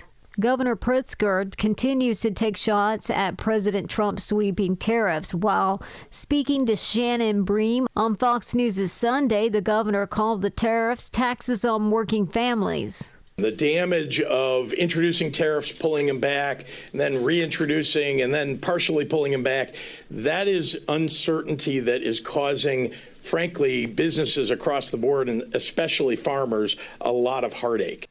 Pritzker says that we have to focus on targeted tariffs, adding that good trade policy is about protecting U.S. workers, expanding markets overseas, and focusing on lower costs for American families, which is not what Trump is doing. Pritzker's comments were made during the first ever appearance on Fox News. News is a service of Team Hogberg. They've helped thousands of AM 560 listeners with the best rates and service. Let Team Hogberg help you by visiting 56david.com or call 855-563-2843. That's 56david.com, lower.com, equal housing lender in MLS 1124061. A check of the roads coming up in 2 minutes on AM 560 The Answer. President Trump's tariff policies have turned the stock market into a roller coaster. Across the board, all of the different sectors are down. Reciprocal tariffs are also being lowered during that period. U.S. stocks surged on the news. Don't know how long these tariffs are going to be in place. Chaos that is being created as all U.S. trading partners are hit. The American public is invested in some way in the market. Stay on top of where the markets are headed next, right here on AM 560. The Answer. Patrick was way behind on his IRS taxes. I was in way over my head. The total amount ended up being somewhere just over $30,000. $30,000. Then the IRS came to collect. Started getting letter after letter. A lien had been filed against me. They were going to basically hang me completely out to dry. He had to do something. That's when I reached out to Optima Tax Relief. Patrick's life quickly got a lot easier. It was very easy, pretty much hands off. They picked up the ball and ran with it. And how'd it go? I couldn't believe it. I had to ask 2 or 3 times. I saved an incredible amount of money. How does Patrick feel about Optima? Couldn't be happier. They definitely helped me. Optima Tax Relief, the best place to call. They're the best in the business. Do what Patrick did and call Optima Tax Relief for a free consultation. Call 800-965-1433. 800-965-1433. 800-965-1433. Optima Tax Relief.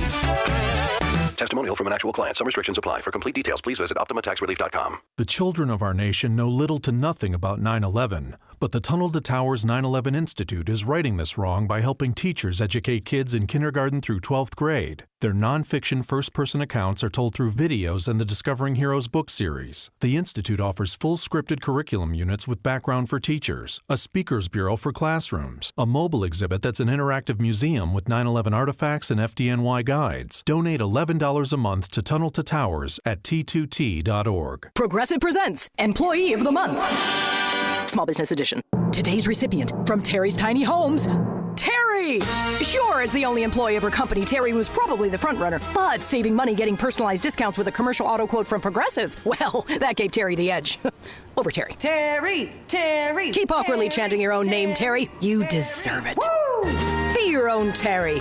See if you could save in as little as 7 minutes at ProgressiveCommercial.com. Progressive Casualty Insurance Company and Affiliates. Discounts not available in all states or situations. Welcome back to Ask Hasselus. I'm Weston. What's your question? What makes Hasselus mattress different? Aside from employee-free showrooms, free next-day delivery and haul away, and way too low prices on Beauty Rest, Sealy Posturepedic, and Serta Perfect Sleeper? Yeah, besides that. Well, Hasselus is locally owned. You mean your franchise is locally owned? We're not a franchise. Every showroom is owned and managed by the same family.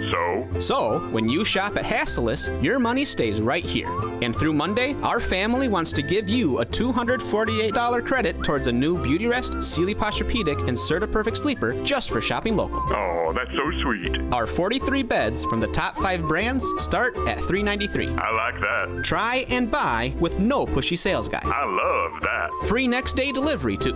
Thanks. For what? For being different. Shop local and enjoy a $248 credit through Monday at Hasselus Mattress. Open 9 to 9. Find an employee-free Chicagoland showroom near you at Hasselus.com. From the Team Hochberg Traffic Center, I'm Nikki Whaley. On the Edens inbound from Lake Cook to Montrose, about 18 minutes, outbound 13 minutes. On the Kennedy inbound from Montrose to Byrne Interchange, about 18 minutes, outbound 18 minutes. On the Eisenhower inbound, this is from Wolf to the Old Post Office, 21 minutes, outbound 20 minutes. On the Stevenson inbound from the Tri-State to Lakeshore Drive, 24 minutes, outbound 17 minutes. On the Dan Ryan inbound from 95th to Byrne Interchange, about 16 minutes. Traffic is a service of Quick Delivery Service. Make Quick Delivery Service your personal ground crew anytime, anywhere, any place when you need to move your shipment or freight. Quick Delivery will get it there. Get a quote in advance and eliminate any surprises at quickdelivery.com. Chicago's Morning Answer continues next, but now a check of your forecast from the National Weather Service. Clouds and some sun. It'll be windy. High today at 63. Some clouds tonight, shower in spots, breezy evening, low 42. For tomorrow, windy and cooler, clouds and sun. High tomorrow afternoon at 54. I'm Steve Williams on AM 560, The Answer. Get the latest weather, traffic, and news updates online at 560theanswer.com. Now, from the Signature Bank Studios, this is Chicago's Morning Answer with Dan Proft and Amy Jacobson on AM 560, The Answer.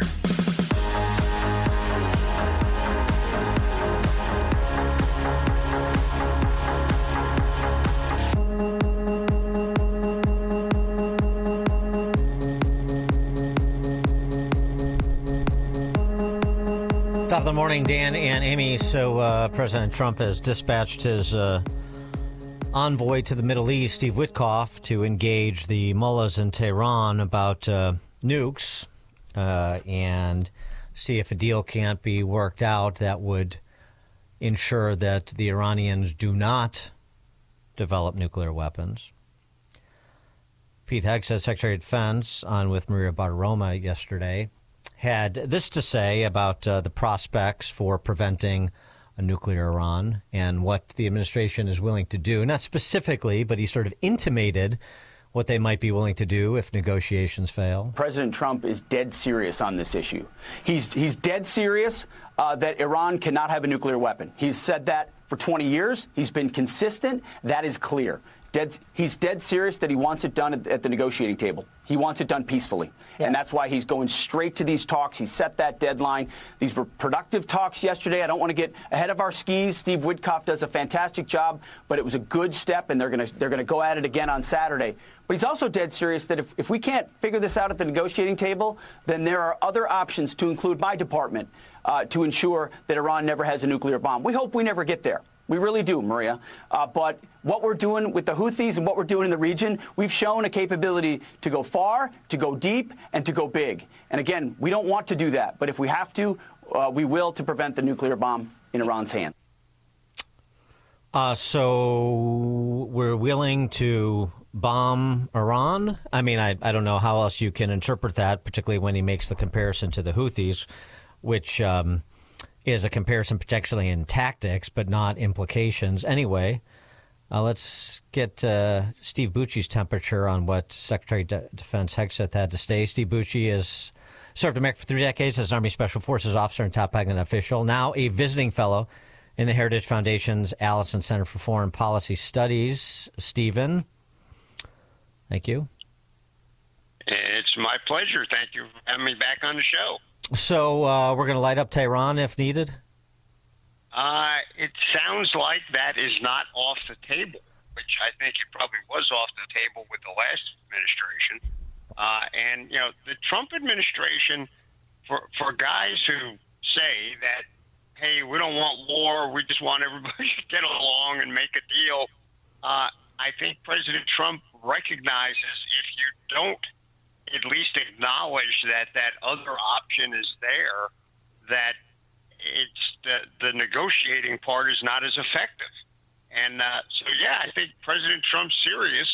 He recognizes that if Iran gets a nuclear weapon that it can put on a missile and deliver, that's an existential threat, at least to Israel, to other interests we have in the Middle East region, and even into Europe, because they do have missiles that can go that far, and potentially to America.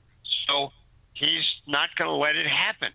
And I think he's probably in lockstep with Netanyahu on that once they get that device or get so close to it that we can't deal with it, we're going to deal with it. And that's, I think, probably the right course of action. Right. I mean, it seems to me, this is another opportunity for an interesting international coalition to be built to isolate Iran, or maybe isolate Iran, Russia, and China.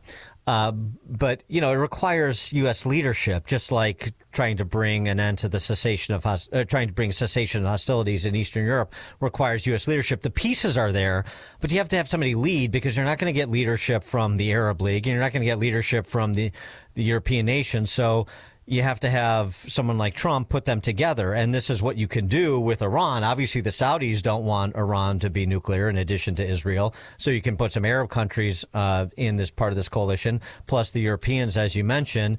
And then it becomes something where you're sort of applying international pressure, and it becomes a lot more difficult for those internationalist establishment types to be critical. Yeah, I think you're absolutely right. And, President Trump is willing to lead. He doesn't want to do this stuff. He'd rather make a deal. That's more beneficial to everybody.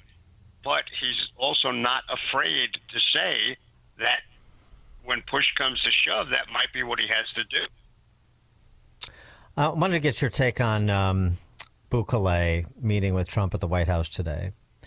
And look, I understand that, dealing with despots from around the globe is, well, you're dealing with despots. It's not the Mormon Tabernacle Choir. And so you use them in the interests, in America's interests. And so you want to deport Tren de Aragua gangbangers to El Salvador to serve out their time in El Salvador before they're shipped back to Venezuela or whatever happens to them. That's fine by me. But let's not hail Bukele as some great small L liberal in the hemisphere. Mary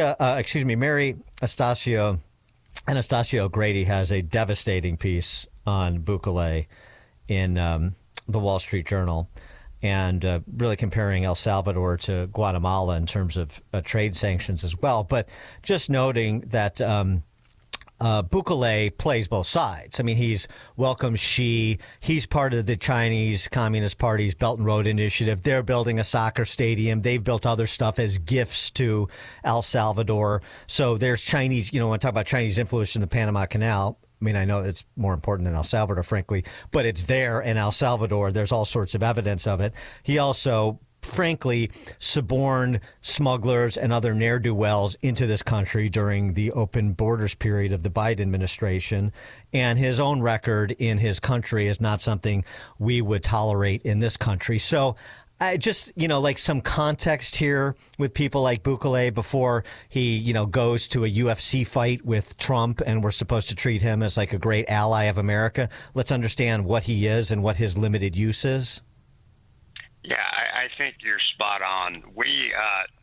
Every government, every administration of every flavor that we've had has worked with people that a lot of folks didn't like, and said, hey, I'm not going to talk to these guys because they're beyond the pale of a line that administration writes.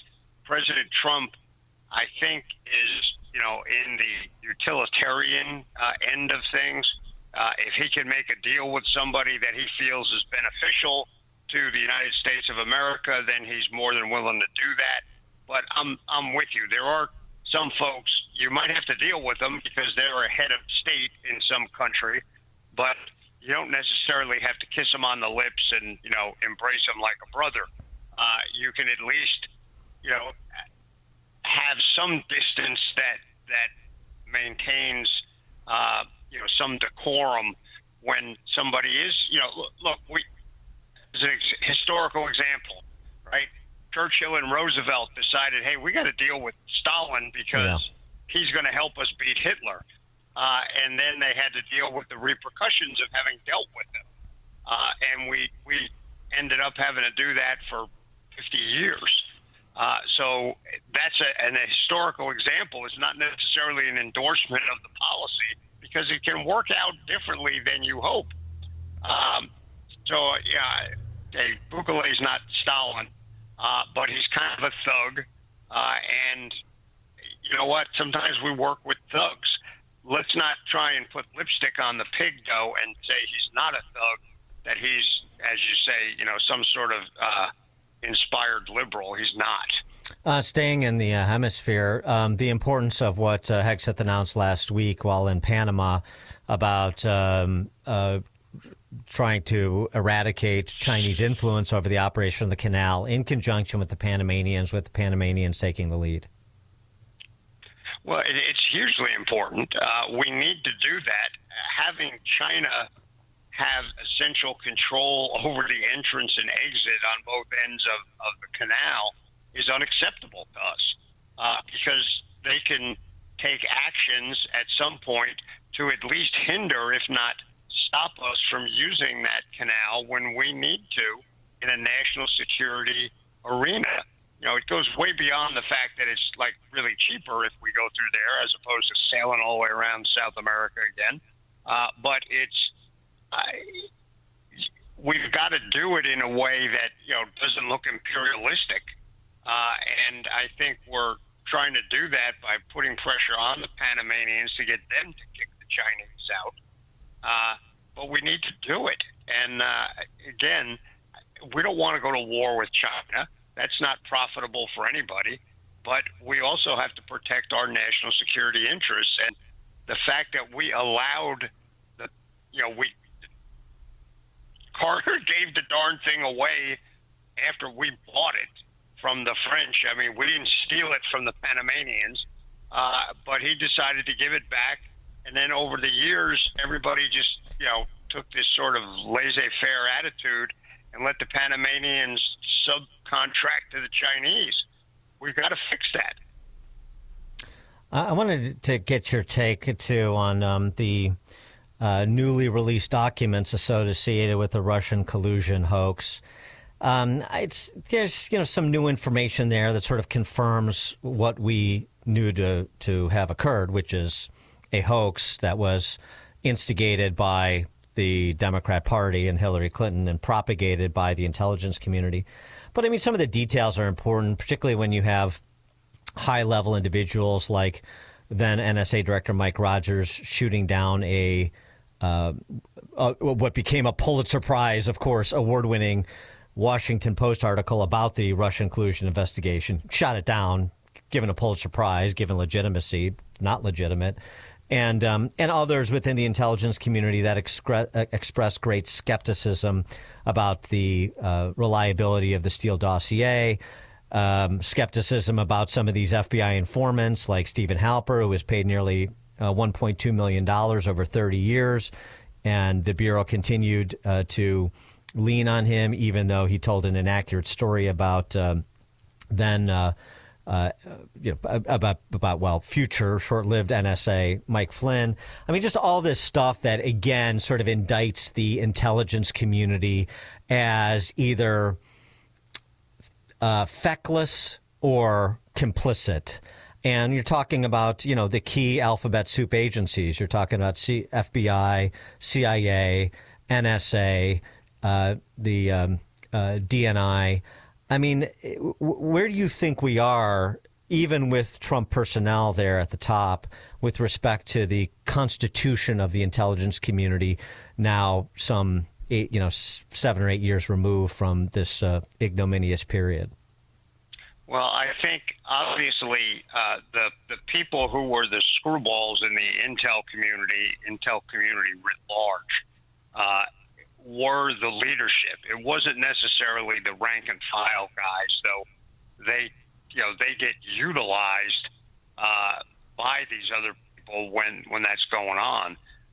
So if the Trump administration can get rid of more of the upper mid-level and upper level folks that have burrowed in, that were originally politicals and have burrowed into those organizations now in our system, so that they're now professionals. I'm doing air quotes here on the radio. And, the kind of people we saw actually involved directly in the collusion hoax and then the laptop hoax, all that stuff. If we can get rid of those upper level folks and give the Trump people a chance to work with the real professionals down at the ground level, I don't think we need to eliminate any of those organizations, but they do need to be cleaned up. We can't just assume, like Director Wray, when he got nominated by Trump, Trump bought the recommendation. No, this guy's a professional. He's not involved in any of this junk that went on with the campaign. He's the man to clean it up. And he turned out to be, the biggest cover for all of the political operations that anybody. I mean, he was almost as bad as Comey. Yeah. To be honest with you. Yeah. And defended the organization over the interests of the country and definitely over the man that had been elected to be president. We can't allow that to happen again, and that's going to be a difficult surgery. You don't just want to lop off arms necessarily, but man, maybe the top of the head should go. Trump suggested as well there may be good news to report about the peace process, to the extent there is one, in Eastern Europe. Are you hearing anything of particular interest that real progress is being made on a deal between Russia and Ukraine?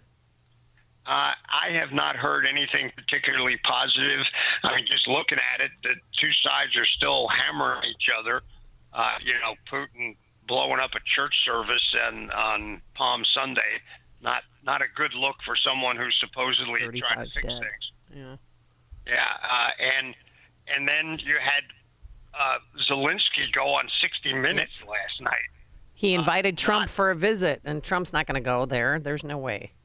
No, and just, to be honest with you, going on 60 Minutes, this was an extension of him raising the issues when the reporters were still in the room when he came to the White House, and that didn't work out very well for him. Mm-hmm. He embarrassed the president. He set off the vice president. This is not the way you do business with somebody like Trump. If you are in the position of weakness, you're not going to influence him that way. You're just going to totally tick him off. And doing that, I imagine in this morning's discussions, there's probably a lot of discussion about that, and not a lot of good discussion. Yes. The lure of Leslie Stahl or whoever. I mean, another Cosmo cover in the offing for Zelensky. Yeah. It was a bad move. Yeah, and he looked desperate too, the way he was asking it, and he's like a sign of desperation. Hey, quickly before we let you go, I wanted to ask you about the border. I mean, Trump authorizing military action. I don't know if you saw it. It was quite a force. You see, Latrobe helicopters, Black Hawk helicopters, Chinooks coming down, descending on the border. They, it was well orchestrated. They were putting up barbed wire where there were holes in the fences. What's the end game there? Because if you look at what, last March under Biden, 189,000 came in 1 month. This year, 7,000. But still, that's still 7,000 illegals. Yeah, it's not sealed yet. It's a lot better than it was under Biden, for sure. I mean, like orders of magnitude better, but there's still more work to be done. And I think you're seeing the president and the SecDef using the logistical capabilities of the military and the ability to have them, they don't have to sit around and have a discussion before something happens. They get an order, they move out, and they do it. And in this case, they can fix some of that infrastructure problem that is the most difficult thing to manage with something as big as our southwest border, and get that fixed, and then continue with the operational things that the law enforcement folks are doing. I think that's a good mix, and it's an appropriate use of military assets. Stephen Bucci served America for 3 decades as an Army Special Forces officer and top Pentagon official, now a visiting fellow in the Heritage Foundation's Allison Center for Foreign Policy Studies. Stephen Bucci, thank you as always. It's my pleasure. We'll talk to you guys next week. Yep, thank you. Have a good week. And he joined us on our turnkey.pro answer line. The stories you need to know to start your day. This is Chicago's Morning Answer on AM 560. The Answer. Virago is fending off viruses and making America healthy again. Hi, my name is Dr. Michael Huber. I'm one of the co-founders of Virago, the immune enhancement cocktail. Virago contains 23 natural ingredients that work synergistically to boost your immune system.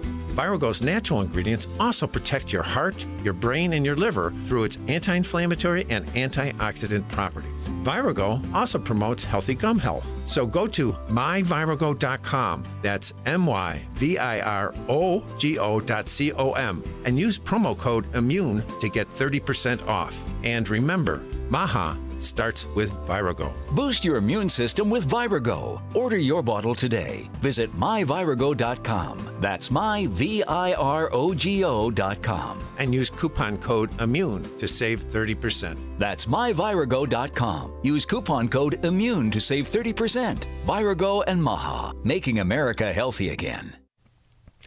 You've heard us talk about our campaign this spring with Caring Network. They're a local pro-life organization based here in Chicagoland, and they're working to prevent abortions in Illinois by reaching abortion-minded women with a message of life and hope.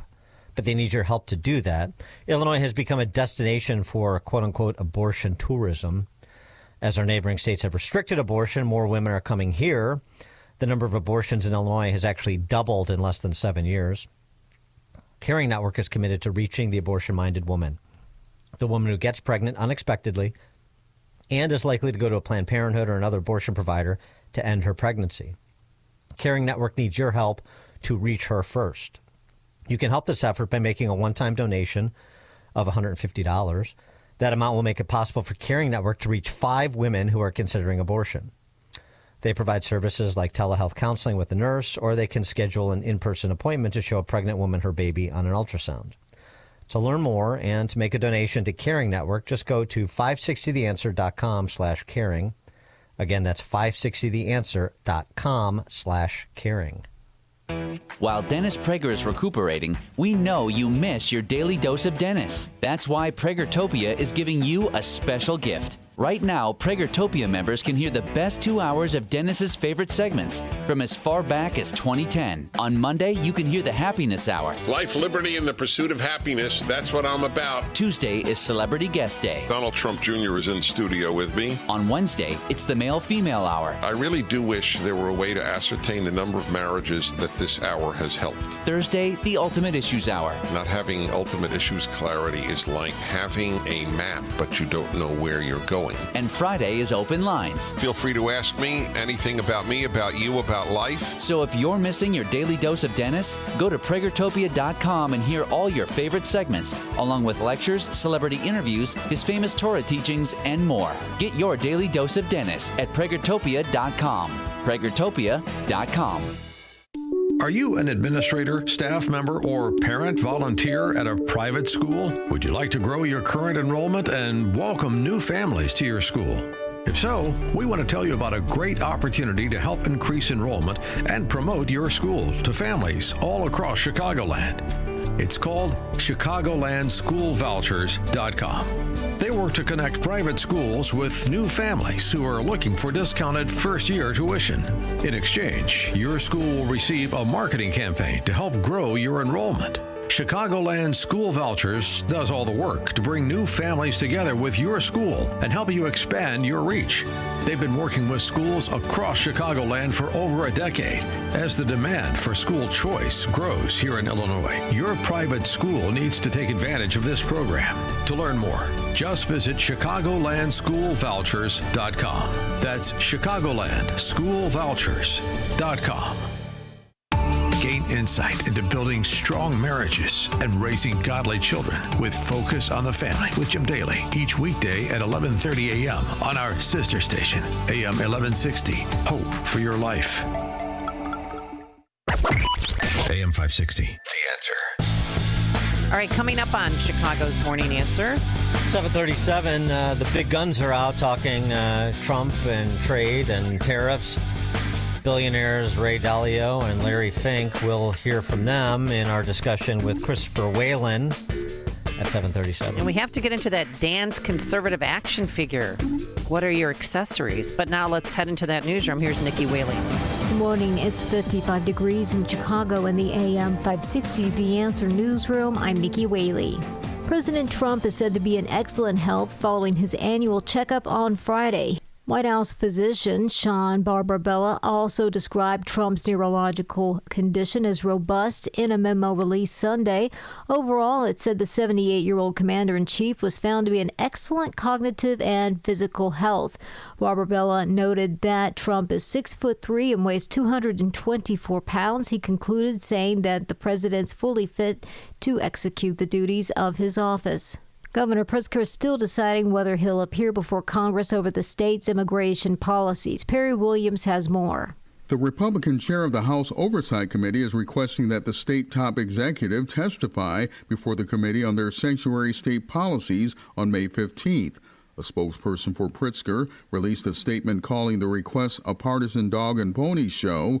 Chicago Mayor Brandon Johnson testified last month before the committee about Chicago's sanctuary city policy. News is a service of AlmostFreeTeeth.com. Have you been getting high quotes for dental implants? With medical PPO insurance, it's possible to save 90% off on average. See if you qualify today at AlmostFreeTeeth.com, making smiles great again. A check of the roads coming up in 2 minutes on AM 560 The Answer. AM 560 has marked the start of summer with a night of cigar smoking and great conversation. And this year, we've expanded Cigar Night to 2 nights. Wednesday, May 21st at Gobert's Farm in Pingree Grove. And Thursday, May 22nd at Gaelic Park in Oak Forest. Featuring the great Larry Elder, along with AM 560's Dan Proft and Sean Thompson. Tickets are on sale now at 560theanswer.com/cigar. That's 560theanswer.com/cigar. Sponsored by Goldilocks, Doors, Locks, and Security. Mike Lindell and his employees want to personally thank you for your continued support of MyPillow. They have a big allotment of their bed sheets that were earmarked for the box stores this spring. Well, they did it again. The box stores didn't come through, so they're going to pass the savings on to you. Now there is no middleman, so you're going to get wholesale prices on their famous Giza Dreams and Percale bed sheets. Giza Dream queen size normally $139.98. Your wholesale price $69.99. King size only $79.99. Percale queen size normally $89.98. Your wholesale price $29.98. King size only $34.98. So go to mypillow.com and use promo code LIBERTY or call 800-489-0201. Free shipping options available. This allotment won't last long. When they're gone, they're gone. So remember, go to mypillow.com and use promo code LIBERTY or call 800-489-0201 to get these amazing wholesale offers.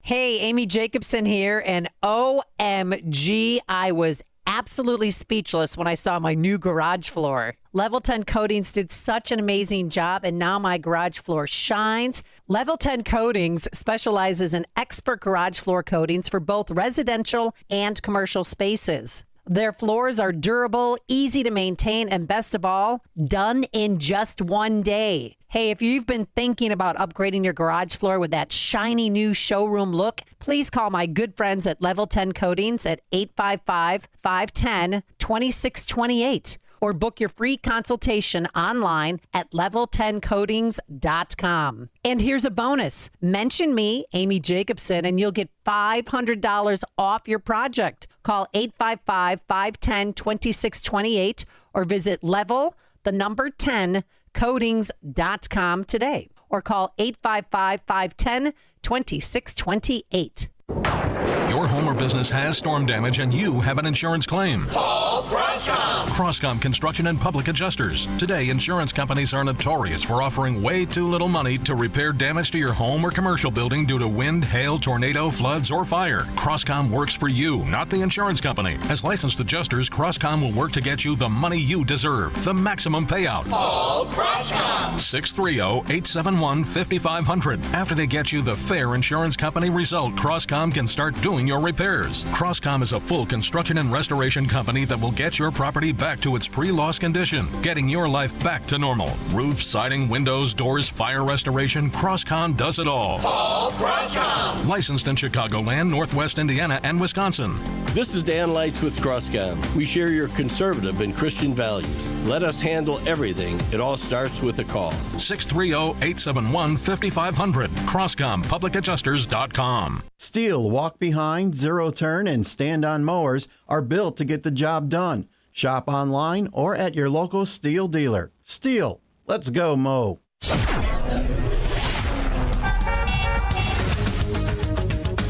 From the Team Hoffberg Traffic Center, I'm Nikki Whaley. From the Edens inbound from Lake Cook to Montrose, 17 minutes. Outbound, 14 minutes. On the Kennedy inbound from Montrose to the Burn interchange, about 25 minutes. Outbound, about 32 minutes. On the Eisenhower inbound from Wolf to the Old Post Office, 35 minutes. Outbound, 23 minutes. On the Stevenson inbound from the Tri-State to Lakeshore Drive, about 26 minutes. Outbound is about 19 minutes. This report is sponsored by Rapid Radios. Rapid Radios are instant push-to-talk walkie-talkies offering national LTE coverage and no subscription ever. Perfect for instant contact with an aging parent. For a limited time, go to rapidradios.com and you'll get an extra 60% off and free UPS shipping. Add code radio and get an extra 5% off. Chicago's Morning Answer continues next, but now I check your forecast from the National Weather Service. Clouds will give way to some sun. Windy day. High today 63. Clouds, a shower in spots. Breezy tonight, low 42. Windy and cool. Clouds and sun for tomorrow. High 54. I'm Steve Williams on AM 560. The Answer. Get the latest weather, traffic, and news updates online at 560theanswer.com. Now, from the Signature Bank Studios. Only the biggest stories, only the biggest guests, and only the biggest opinions. This is AM 560, The Answer. Top of the morning, Dan and Amy, hearing from a lot of successful entrepreneurs over the last several days on Trump and trade and tariffs. We addressed David Sachs's comments in a back and forth with Larry Summers early in the program, where Sachs, who's Trump's crypto guy, and billionaire, tech investor, co-host of that popular All In podcast, he suggested that Trump needed to do what he did to establish his leverage in forthcoming trade negotiations. Chamath Palihapitiya was on with Laura Ingraham. And I appreciate he and a couple of others we'll get to also addressed what Trump inherited, because just as important as all, and perhaps more important than what we're discussing with respect to tariffs and trade deals, is that budget resolution framework that is sitting in the Senate and that needs to advance not only Trump's tax relief plans, but the spending restraint key. Palihapitiya on with Laura Ingraham. The amount of debt that they created and issued, the amount of short-term obligations that they created for the U.S. Treasury are frankly unconscionable. The reality is that for the last 40 years, whether they want to admit it or not, Donald Trump has been right. When we admitted China into the WTO in 2000, we thought we were getting the best of it, but we didn't. We did a very bad deal, and they won overwhelmingly. I'm not sure I'm in complete agreement with that, but the first part of him talking about what the Biden administration did is running up unconscionable short-term IOUs is on the money. Ray Dalio, who is the founder of Bridgewater, which is the largest hedge fund in the world, was on Meet the Press over the weekend and expressed some worry, as did Larry Fink over at BlackRock, worry about something worse than a recession. And they both talked about sort of concerns about reordering global trade, like discarding the post-World War II paradigm for something different. I think that right now we are at a decision-making point and very close to a recession. And I'm worried about something worse than a recession if this isn't handled well. A recession is 2 negative quarters of GDP, and whether it goes slightly there, we always have those things. We have something that's much more profound. We have a breaking down of the monetary order. We are going to change the monetary order because we cannot spend the amounts of money, so we have that problem. And when we talk about the dollar and we talk about tariffs, we have that. We are having profound changes in our domestic order, how ruling is existing, and we're having profound changes in the world order. Such times are very much like the 1930s. I've studied history, and this repeats over and over again. So if you take tariffs, if you take debt, if you take the rising power challenging the existing power, if you take those factors and look at the factors, those changes in the orders, the systems, are very, very disruptive. How that's handled could produce something that is much worse than a recession, or it could be handled well. Yeah, I mean, the headline from Dalio has been, it could be much worse than a recession, but he's talking about multiple variables, and he is not saying it's inexorable that a recession or something worse could happen. It's how you manage what you're attempting to do. Larry Fink had basically something very similar to say. Well, we've had now 20 plus years of supply chain creations. And, another economic force, Jim, post-World War II was consumerism. So we built the whole foundation of economic policy around consumerism, providing Americans with the cheapest products. Right. And so that was the foundation. Now, did that come at a cost that some of our communities were decimated, where they lost jobs? Absolutely. So maybe we went too far on the whole concept of consumerism. But let's be clear, the major economic foundation was based on consumerism. And so we wanted our companies to go around the world to find the best places to provide the highest quality at the cheapest prices so we could consume more. And we always thought that type of consumption was the most progressive form of economic behavior. More people could have more, and that was one of the fundamental reasons why the United States was the leader. Yes, because our citizens were huge consumers. By now changing this equilibrium, it's going to be harder to consume, and we're going to have elevated inflation. Well, that assumes that the equilibrium is being changed fundamentally, which I'm not so sure that's the case. For more on this, Christopher Whalen joins us, chairman of Whalen Global Advisors, LLC, editor of the Institutional Risk Analyst, and author of Inflated: Money, Debt, and the American Dream, second edition, released to be released this May, next month. Chris Whalen, thanks for joining us. Appreciate it. Good morning, Dan. Good morning, Amy. So distill what you heard from Dalio and Fink, and to some extent Palapattia as well. I agree with you. I don't think that we're seeing fundamental change. Donald Trump is certainly raising the visibility of the trade issue and the deficit issue. But really all he can do is engage with other countries with the threat of tariffs, right? And say to them, I want a more equal relationship with you. In other words, we're not going to be the engine of growth. We're not going to fuel the GDP of all the nations of the world by borrowing money. Because, when I was listening to that clip from Larry Fink, that's great. We're buying stuff cheaper, we're doing global sourcing, but we're paying for it with public debt. And if you do this on a credit card, obviously at a certain point it doesn't work anymore, right?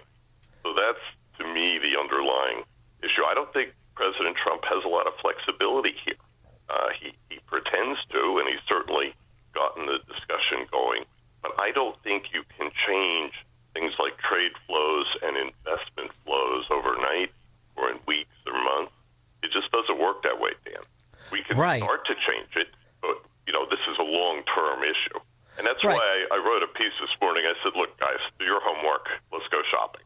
Because to me, this whole kerfluffle of the last week is going to be a buying opportunity. That's interesting. I mean, that's why I said I appreciate, even though I often disagree with them and sometimes wonder how they became billionaires. Dalio and Fink both did raise the issue of debt and that spending restraint. So going back to that pending budget deal, spending restraint was a key part of stabilization here, as much or more so than discussion about particular tariff rates on particular products from particular countries. Well, precisely. What's so interesting is that most of the comments you hear in Wall Street last couple of weeks are really about the equity market. If they even talk about interest rates, they do so in this very two-dimensional kind of way, rates up, rate down. But what you've seen over the past 6 to 9 months is that spreads, in other words, the difference between treasury rates, mortgages, corporate debt, have been widening. Mm-hmm. And in the last couple of weeks, in particularly, we have seen an enormous widening of spreads for high-yield debt and for less creditworthy companies. That's bad because that's how we finance the U.S. economy. The high-yield sector, the double B and the triple C rated companies that are, kind of on the border, they still go out and raise money. And when they can't raise money, the whole show stops, Dan. That, to me, is the big warning sign that we're seeing. And when you say the whole show stops, what does that mean? The bond market. Yeah. We love talking about equities because it's easy to talk about. It's like tariffs. Everybody loves to talk about tariffs because it doesn't really require any technical expertise. But you start talking to people about the bond market and the credit, and their eyes glaze over. They have nothing to say. And yet it's the most important part of the market. Equities are sexy. They're kind of a political barometer. Everybody looks at the Dow every day. But ultimately, where we finance economic activity is in the bond market. And boring as that may be, it's a lot more important. Well, and this is, so I've been saying the same, what I think you're saying too, when you just said this is a buying opportunity. What I see is Trump playing by, frankly, the same old rules. He's just put the full court press on because he's on an expedited timeline politically. And he's in a hurry. Yeah, he's in a hurry. And the net of this is going to be 6 months, 8 months from now, we'll probably have deals with our major trading partners that are sort of like the difference between NAFTA and the USMCA, slightly better, and then we'll carry on. That's right. We're going to divide countries into those that we really don't have a problem with, but we do want them to open up. Let's face it, the European Union is not the most open economy in the world. They have more restrictions on one another than Donald Trump is putting on them, okay? And I think it's always important to remind people, I talk about this in the book, that Franklin Roosevelt was a lot more protectionist than Donald Trump on his worst day. I'm sorry. So they're going to work it out. The issue is China and some of the other rogue states. They're going to have to, I think, basically leave those 150, 200% tariffs on China because there is no way to engage with the Chinese on fair terms. They're not interested in that. The Chinese are interested in asymmetry, both in trade and in military affairs, and they want to be able to dominate the countries immediately around them and then have a predatory relationship with other states because they want to make more money from them than they spend, obviously, right? They are like Great Britain in the 17th and 18th century. They are the great predatory mercantilist state. And they, in fact, learned it from the British, obviously. So. Well, right, but and my concern is that, and I think some of what we're hearing allays that concern. My concern is that I mean, whether it's his actual philosophy or not, that this was the road that Trump was going to go down, is to, as you heard from Fink, rather than we subsidize consumption, which I don't think we should do. I don't think we should subsidize anything, but that's me. But the idea is we're going to essentially model ourselves after 17th century Britain or 20th and 21st century China, which is we're going to subsidize production like they do at the expense of consumption. I think there's a more interesting agenda here, a narrative that's really not articulated by the Trump people, which is not only do they want to have a conversation about trade, but they also want to devalue the dollar. They'd like to see the dollar go down 10 or 20%. And, it's almost like we've revivified John Connally, the former, Texas governor who was Treasury Secretary under Richard Nixon. And everybody always goes on and on about Nixon closing the gold window, but it was really FDR who took gold away from Americans as a monetary asset and then put us through the Great Depression. He did a currency devaluation, too, which was a disaster. But we always forget that, right? We don't talk about that. Well, let's talk about the farm. Wait a second. I do want to talk about that because that's a part of the concern. I mean, you say that's more interesting. It's more dangerous. I mean, I know it's a way to finance debt, but that's not, that's not a sound monetary policy. No, competitive devaluations are never a sound policy. But here's the thing: when you are the operator of the global reserve currency, and you've gone through the period you were just talking about, the debt accumulation during Joe Biden, did you hear the world complaining? No, they love it. They love the fact that the dollar is 88% of total foreign exchange transactions in the world, okay? So we're running this utility for people, but our consumers and our businesses too pay for it with inflation. So the question is, how do you break out of this trap without destroying the global economy? You don't want to have competitive devaluation the way we did in the 30s. That's exactly what Roosevelt did. All the other nations of the world had to get off gold after he did that. So, we are repeating history. Fink is correct. But this, it's always different this time. There's different components, and inflation is our problem right now. Yeah, well, so how do you do it without competitive devaluation? Is you stop the printing press and the government and then the distribution of government largesse? That's correct. If you can attack the deficit in an effective way, then yes, that's a big way to do it. But also you have to somehow or another incentivize Americans to stop buying the cheap stuff from overseas, because the alternative is not going to work. Imagine if automakers in the U.S., particularly somebody like Ford, had to source all of their components domestically, starting right now. The price of their vehicles would go up 20-30%. Right. Easy.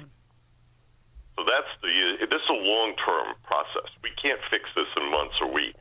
And that's the trouble, is that, Trump is in a hurry. He'd like to get all this done in the next 3-4 years. And he has been talking about this going back decades. If you go pull the clips on Donald Trump, from the 80s. He's been talking about this forever. Yep. Yeah.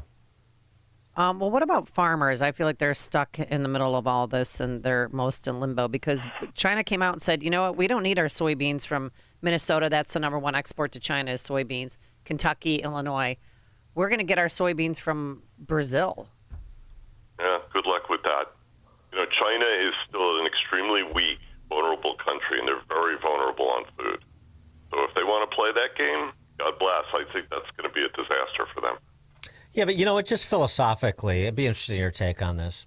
They do call to mind the Soviets in the respect of their internal contradictions because they're communists, prevent them from ever realizing the strength of their numbers.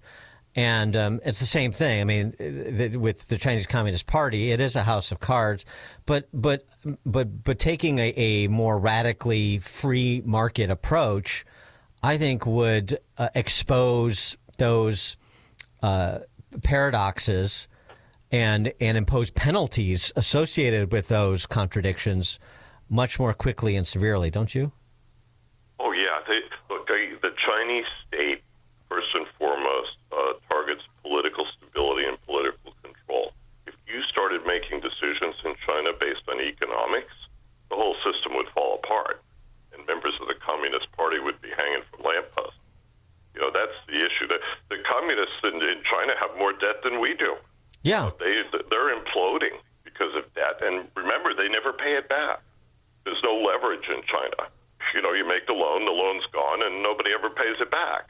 So that's why they are constantly having to bail out their quote-unquote banks, what they call banks. But there are no banks in China. There's just one thing, which is the Communist Party. That's it. Just going back to Fink and Dalio because of how concerned they expressed themselves to be in the short term that this could go sideways quickly and badly. If it's not, I don't know what they believe, but let's say they don't actually believe that this is anything other than playing by the old rules of the game more aggressively and with greater pace. Why are they talking then about this belief in a in a paradigm shift? Is there something else afoot, I guess, is my question, because they're too smart to be this stupid sort of thing. I think the thing that's worrying them in the short term is that in the second quarter, because of the stock market reversal, you could see assets under management fall, and that means they're going to earn fewer fees. The whole paradigm that has made BlackRock and all of these other firms big is that we have always had an equity market that's expanding several times the visible rate of inflation. So if you change that, and let's say we were back in the 70s and we had a flat to down equity market for a couple of years, these big firms would no longer be growing. Their earnings wouldn't be growing. And let's remember, their other little game, the private equity world, is a complete disaster. High interest rates have turned that into a liquidation, and you're going to read and hear a lot more about that this year. Because guess what? Who owns all that stuff? Pensions, all sorts of investors that are supposed to take care of people, insurance companies, right? They're all going to take a shellacking through the private equity and the related credit problems in that sector. So they're being a little less high-minded than they would otherwise want you to believe. They're talking their book. That's what they do, Okay. All right. They've made money on inflation. What's interesting is when I talk to really smart people like the ones you're talking about, is they say, well, Chris, we've seen this huge increase in net worth. We've seen the expansion of, assets and everything else. It's good, right? And I say, yeah, but you're funding it with debt. So, it's always a fun conversation when you remind the neo-Keynesians of why the numbers keep going up. That's the issue, really. Chris Whalen, chairman of Whalen Global Advisors, editor of the Institutional Risk Analyst, and author of Inflated: Money, Debt, and the American Dream, second edition, releases next month. Pre-order it now. Chris, thanks as always. Have a great day. Thank you. And he joined us on our turnkey.pro answer line. Listen to Dan and Amy on your smartphone. Download the AM 560 mobile app today at 560theanswer.com/mobile.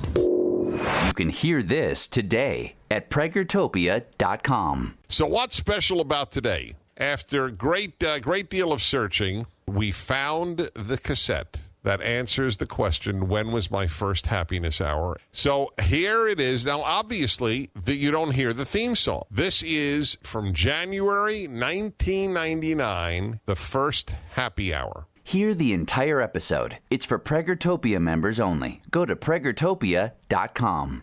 AM 560, The Answer. All right, coming up on Chicago's Morning Answer. By popular demand, after testimony before Congress last week, Danielle Carter-Walters and Zoe Lee of Chicago Flips Red at 8:08. But now, forecast first, we're going to have partly sunny skies, windy, warmer, a high of 62 degrees finally. It's now 8 a.m. WIND, Chicago. 100% not expecting a recession. I'm Chris Foster. Fox News White House economic advisor Kevin Hassett also says there's been enormous progress in trade talks with the European Union. Negotiators are in D.C. today for meetings about President Trump's new import tariffs, with more promised if deals aren't reached in 90 days.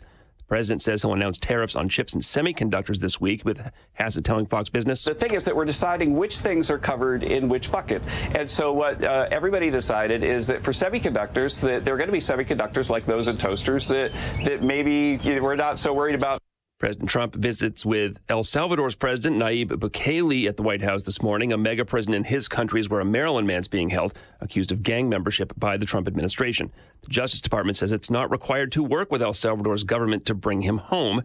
New Jersey Senate Democrat Cory Booker says President Trump is defying a court order. Senator Booker said Kilmar Abrego Garcia should be returned to the U.S., and the fact that he hasn't should resonate with every American. On NBC's Meet the Press, Senator Booker said the Supreme Court order to facilitate Abrego Garcia's return makes a point. You cannot disappear people off American streets. The Trump administration claims the court's ruling steps on the president's right to conduct foreign affairs.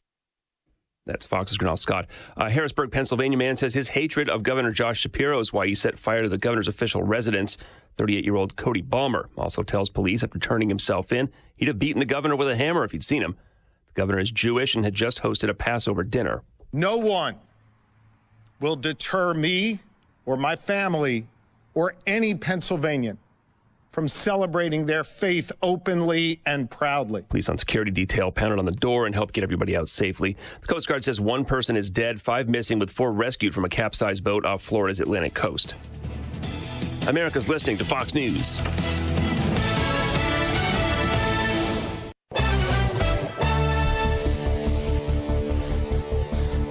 Good morning. It's 57 degrees in Chicago in the AM 560 The Answer newsroom. I'm Nikki Whaley.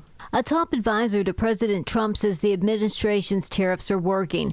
Appearing on NBC's Meet the Press, Peter Navarro pushed back against concerns the White House didn't have a plan for implementing the tariffs, saying that they were issued with a specific goal in mind. So that's what we set, knowing full well that a lot of countries would come right to us and want a bargain. We've got 90 deals in 90 days, possibly pending. He insisted the tariffs are working as designed and have already pushed many countries to start negotiating with the U.S. Navarro went as far as to say that the Trump administration is working to fix the unfair trading practices that kept the U.S. goods out of foreign markets. Navarro also insisted his relationship with Elon Musk is great, despite recent comments from Musk calling him a moron. A Chicago City Council committee is canceling more than $1 billion settlement with the family of a man who was killed in a police shooting. The Finance Committee turned down the deal on Friday by a vote of 15-12. The payout was stalled 2 months ago by council members who were allied with police. The case involves Dexter Reed, who was killed by police gunfire in March of 2024 after he shot and wounded an officer during a traffic stop in the city's Humboldt Park neighborhood. Reed's family filed a lawsuit after the shooting claimed officers executed him. News is a service of AlmostFreeTeeth.com. Have you been getting high quotes for dental implants? With medical PPO insurance, it's possible to save 90% off on average. See if you qualify today at AlmostFreeTeeth.com, making smiles great again. A check of the roads coming up in 2 minutes, but now time for the Signature Bank Business Beat. I'm Charles Payne, and this is the Fox Business Report. Pfizer is halting development of its experimental weight loss pill. The Wall Street Journal says a Pfizer study subject developed a liver injury that might have been caused by the treatment. The medication is called danuglipron. Apple shares are up 4.5%. The Trump administration exempted smartphones, laptop computers, and other electronics imported from China, though Commerce Secretary Howard Lutnick and President Trump have made statements indicating more tariffs could be coming soon on electronic products. Starbucks is revealing a stricter dress code for its baristas. They'll need to wear black shirts along with khaki, black, or blue denim bottoms. Starbucks says the clearer dress code will provide a more consistent coffee house experience. That's your Fox Business Report. I'm Jenny Cosola, invested in you. Larry Elder sees Trump redefining the GOP. Donald Trump has refashioned the Republican Party to be the party for the working class, the party for the forgotten people, the party for the people that have lived in so-called Rust Belt cities like Cleveland, like Detroit, to see them hollowed out because of unfair trade practices. Donald Trump is looking out for the working person. The Larry Elder Show. Weeknights at 8, right before Sean Hannity at 10 on AM 560. The Answer. Don't miss In Grace with Pastor Jim Scudder Jr., now heard on Sunday mornings at 7:30. Tune in and find hope as Jim Scudder explores God's Word and His world each Sunday morning right here on AM 560, The Answer.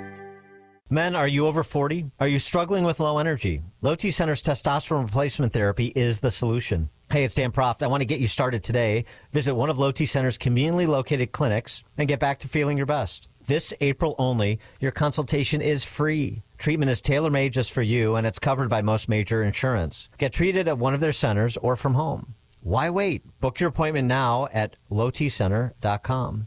Tell them Dan Proft sent you when you do. That's lowtcenter.com. Hey, folks, I just can't help thinking of our stress levels. And high blood pressure is the #1 key risk factor for mortality. In fact, 1 in 2 Americans walking around have high blood pressure. That's a ticking time bomb. But thankfully, it's never been easier to take control of your blood pressure. With 120 Life, a truly remarkable natural juice blend that can actually help you lower your blood pressure without the side effects of taking pills every day. 120 Life is formulated with scientifically backed ingredients from superfruits, berries, and minerals that have been shown to naturally help control high blood pressure. And it works. It's endorsed by 600 health professionals. And I assure you, that's not fake news. I use it myself. I love it. You can try it for yourself risk-free with their 2-week trial. Just go to 120 Life and use the coupon code LIBERTY to save 15% and receive free shipping. If 120 Life doesn't help lower your blood pressure in 2 weeks, they give you your money back. It's guaranteed. Go to 120life.com. That's 120life.com. Go to 120life.com today. The children of our nation know little to nothing about 9/11. But the Tunnel to Towers 9/11 Institute is righting this wrong by helping teachers educate kids in kindergarten through 12th grade. Their nonfiction first-person accounts are told through videos and the Discovering Heroes book series. The Institute offers full scripted curriculum units with background for teachers, a speakers bureau for classrooms, a mobile exhibit that's an interactive museum with 9/11 artifacts and FDNY guides. Donate $11 a month to Tunnel to Towers at t2t.org. Progressive presents Employee of the Month. Small Business Edition. Today's recipient from Terry's Tiny Homes, Terry! Sure, as the only employee of her company, Terry was probably the front runner, but saving money getting personalized discounts with a commercial auto quote from Progressive, well, that gave Terry the edge. Over Terry. Terry! Terry! Keep awkwardly chanting your own name, Terry. You deserve it. Woo! Be your own Terry. See if you could save in as little as 7 minutes at progressivecommercial.com. Progressive Casualty Insurance Company and affiliates. Discounts not available in all states or situations. Good morning. It's 57 degrees in Chicago in the AM 560 The Answer newsroom. I'm Nikki Whaley. A top advisor to President Trump says the administration's tariffs are working. Appearing on NBC's Meet the Press, Peter Navarro pushed back against concerns the White House didn't have a plan for implementing the tariffs, saying that they were issued with a specific goal in mind. So that's what we said, knowing full well that a lot of countries would come right to us and want a bargain. We've got 90 deals in 90 days, possibly pending. He insisted the tariffs. From the Team Hochberg Traffic Center, I'm Nikki Whaley. The Edens inbound from Lake Cook to Montrose, 16 minutes. Outbound, 17 minutes. The Kennedy inbound from Montrose to the Burn interchange, 35 minutes. Outbound, about 30 minutes. On the Eisenhower, inbound from Wolf to the old post office, 40 minutes. Outbound is about 32 minutes. On the Stevenson, inbound from the Tri-State to Lakeshore Drive is about 39 minutes. Outbound, 26 minutes. On the Dan Ryan, inbound from 95th to the Burn interchange, 29 minutes. On the outbound side, about 11 minutes. Chicago's Morning Answer continues next, but now I check your forecast from the National Weather Service. Clouds and some sun. It'll be windy. High today at 63. Some clouds tonight, shower and spots. Breezy evening, low 42. For tomorrow, windy and cooler. Clouds and sun. High tomorrow afternoon at 54. I'm Steve Williams on AM 560. The Answer. Get the latest weather, traffic, and news updates online at 560theanswer.com. Now, from the Signature Bank Studios,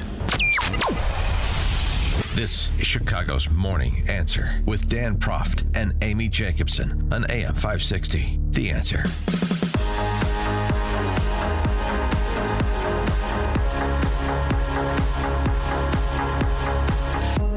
Top of the morning, Dan and Amy. Last week, before a House subcommittee, Chicago Flips Red Representative Danielle Carter Walters had the opportunity to address the committee on the state of affairs of a sanctuary city called Chicago. And this is what she had to say in pertinent part. My husband and I are tax-paying business owners. We did everything right. We invested in the Opportunity Zone. Thank you, President Trump. Applied for grants, and we were denied. Yet 140,000 illegal alien-run businesses were funded without question. Law-abiding citizens are being replaced to serve a political machine. MS-13, Trendy Agua, they're here. Their graffiti marks our neighborhoods. New gangs, the Venezuelan Disciple, is forming in our neighborhoods. One shelter gets 20 to 30 police calls daily. Drug use, harassment, loitering, and violence have turned parks, sidewalks, and porches into no-go zones. This isn't immigration. This is an invasion. Sanctuary cities do not protect us, they abandon us. Chicago Flips Red. Is that possible? Danielle Carter Walters is the co-founder and vice president of Chicago Flips Red. Zoe Lee, co-founder of Chicago Flips Red. Ladies, thanks for joining us. Appreciate it. Hello. Yes. So, what, if any, reaction did your testimony combined with the work you guys are doing? You're making, your organization is regularly there to excoriate Brandon Johnson and other members and members of the city council at city council meetings. What impact is all of this having, do you think? Let Zoe answer. Well, it's very impactful, and it's needed. The last 40 years, our parents, our aunts, our grandparents, always told to vote a certain way. And at that time, I think it worked for us. But since 1984 that I know of in my history, it has been detrimental for our community. And the last straw, I know for me, was to watch this city that my mother's born and raised, my mother's born in 1949, watch it deteriorate, watch her city deteriorate, watch the South Side deteriorate, the West Side, the business, our loop, our magnificent Mayo, just this beautiful city. And it comes from us not being politically aware. We just vote because we're told to vote or because this black person is in front of us and we have to vote, knowing that all these people are not qualified. They don't know how to govern. So Danielle being called to testify last week was not only historical, monumental, but it was needed because this is an actual resident, Southside resident, and we're watching the sanctuary status hurt us. And for years, from Carter administration, from Reagan administration to Clinton's administration, they have always spoke about illegal immigration being one of the worst for our communities, the most vulnerable communities. We get hit the hardest. And in 2023, in 2024, and still 2025, it's still the same. So it was needed, and I appreciate Danielle for doing what she did. But Danielle, I mean, we don't see aldermen, other than those that oppose Sanctuary City on record, and that's just a handful. We don't see any aldermen in the majority black wards changing their tune on Sanctuary City. Certainly we don't see Brandon Johnson changing it. So what does that say about where they think their constituents are? Because what's happening is that's just the Democrat policies. If you notice, all the Democrats are saying the same thing. This is who they are. The policies are They're for illegal immigration, they're for transgender rights, and they're for abortions. So no matter what person you put in that position, a Democrat position, that's their policies. So you're going to keep getting the same thing. And our black aldermen, that's what they're in the churches. Let's put the churches up in there. That's what they are about. They are going with the Democrat policies because they want us to be on the Democrat plantation. And they know those policies don't work for us. And we go down there every city council meeting. And Zoe, she's the founder of Chicago Flips Red. 2 years. She's been going to every meeting, sometimes 4 meetings a week. And we see our aldermen constantly vote what's not in our best interest. And then they come to the community and act like they don't know what's going on, how did this happen? And so we have to be the ones to educate our community, go into those alderman meetings and tell the constituents no. Well, what aldermen? Name names. Who are you talking William about? Hall, 6th Ward, William Hall, David Moore, Michelle Harris, Ron Mosley, Stephanie Coleman, Emma Mitz, Lamont Robinson, all of them, the progressive, that's the problem, is no moderation out here. The Progressive Caucus, the Progressive Democrats, even the Hispanic ones, I call them down there, the Hispanic KKK, they are running the city into this socialist agenda, and you cannot. This is the third largest city in the world. I mean, in America, like, everybody loves Chicago. You cannot push a socialist agenda in a capitalist society, and that's what we're seeing with the help of these. I call them the Disgrace 50. They are the Disgrace 50. They are the worst representation, especially the black ones, the worst black representation I've ever seen in my life. Would you agree with me that that your activism won't register until one of those city council members who thinks they're politically invulnerable is defeated? Yes. We're going to defeat them. Because, see, we're doing the work. See, they are talking. We're going into the communities. We are going to knock on every door if we have to. We're determined to get these people out because the Democratic policies have killed and destroyed not only our communities, but our city. So it's no other choice. We are determined, and we have our Savior, Jesus Christ, on our side. God has given us a Herculean challenge, and he knows the people that's going to do it, and we are hell-bent on implementing that. Everything that our Father gave us, we're doing. So when you I'm sorry to interrupt, but so when you guys are out talking to people, do you find that the conversation has changed or the awareness has increased? I mean, all this attention on Sanctuary City and the migrants that have come to Chicago and so forth. I mean, do you really? I mean, what are you taking encouragement from in terms of what's happening on the ground in your neighborhoods? Well, we were just out there last Saturday, but it's being well perceived. Like, one of the things, it's a lot of people that are, I'm 39 years old. There's a lot of people that are my age that are saying the same thing, like, you know what, we're missing conservative values out here. There's a lot of people that voted for Trump. They're just not going to be out here talking about it because you will get everything that they say the Republican Party is, everything they say Trump is, that's a Democratic Party. Like, I sit and tell people all the time, you show me the list of all the racist things that Trump has said, and I can give you a list of all the racist things Joe Jim Crow Biden has done. And they get quiet. They don't want to talk about it. They start getting violent. We went to Tesla. We went out to Westmont, just me and Danielle, watching the Tesla protesters go crazy. Like, they are mad. Like, I always say the white racist, the white liberal is just, if y'all want to call, if they want to say the white liberal is the most racist or whatever, okay, cool. And they always talk about the Proud Boy. The Proud Boy and the white liberal, the same thing to me.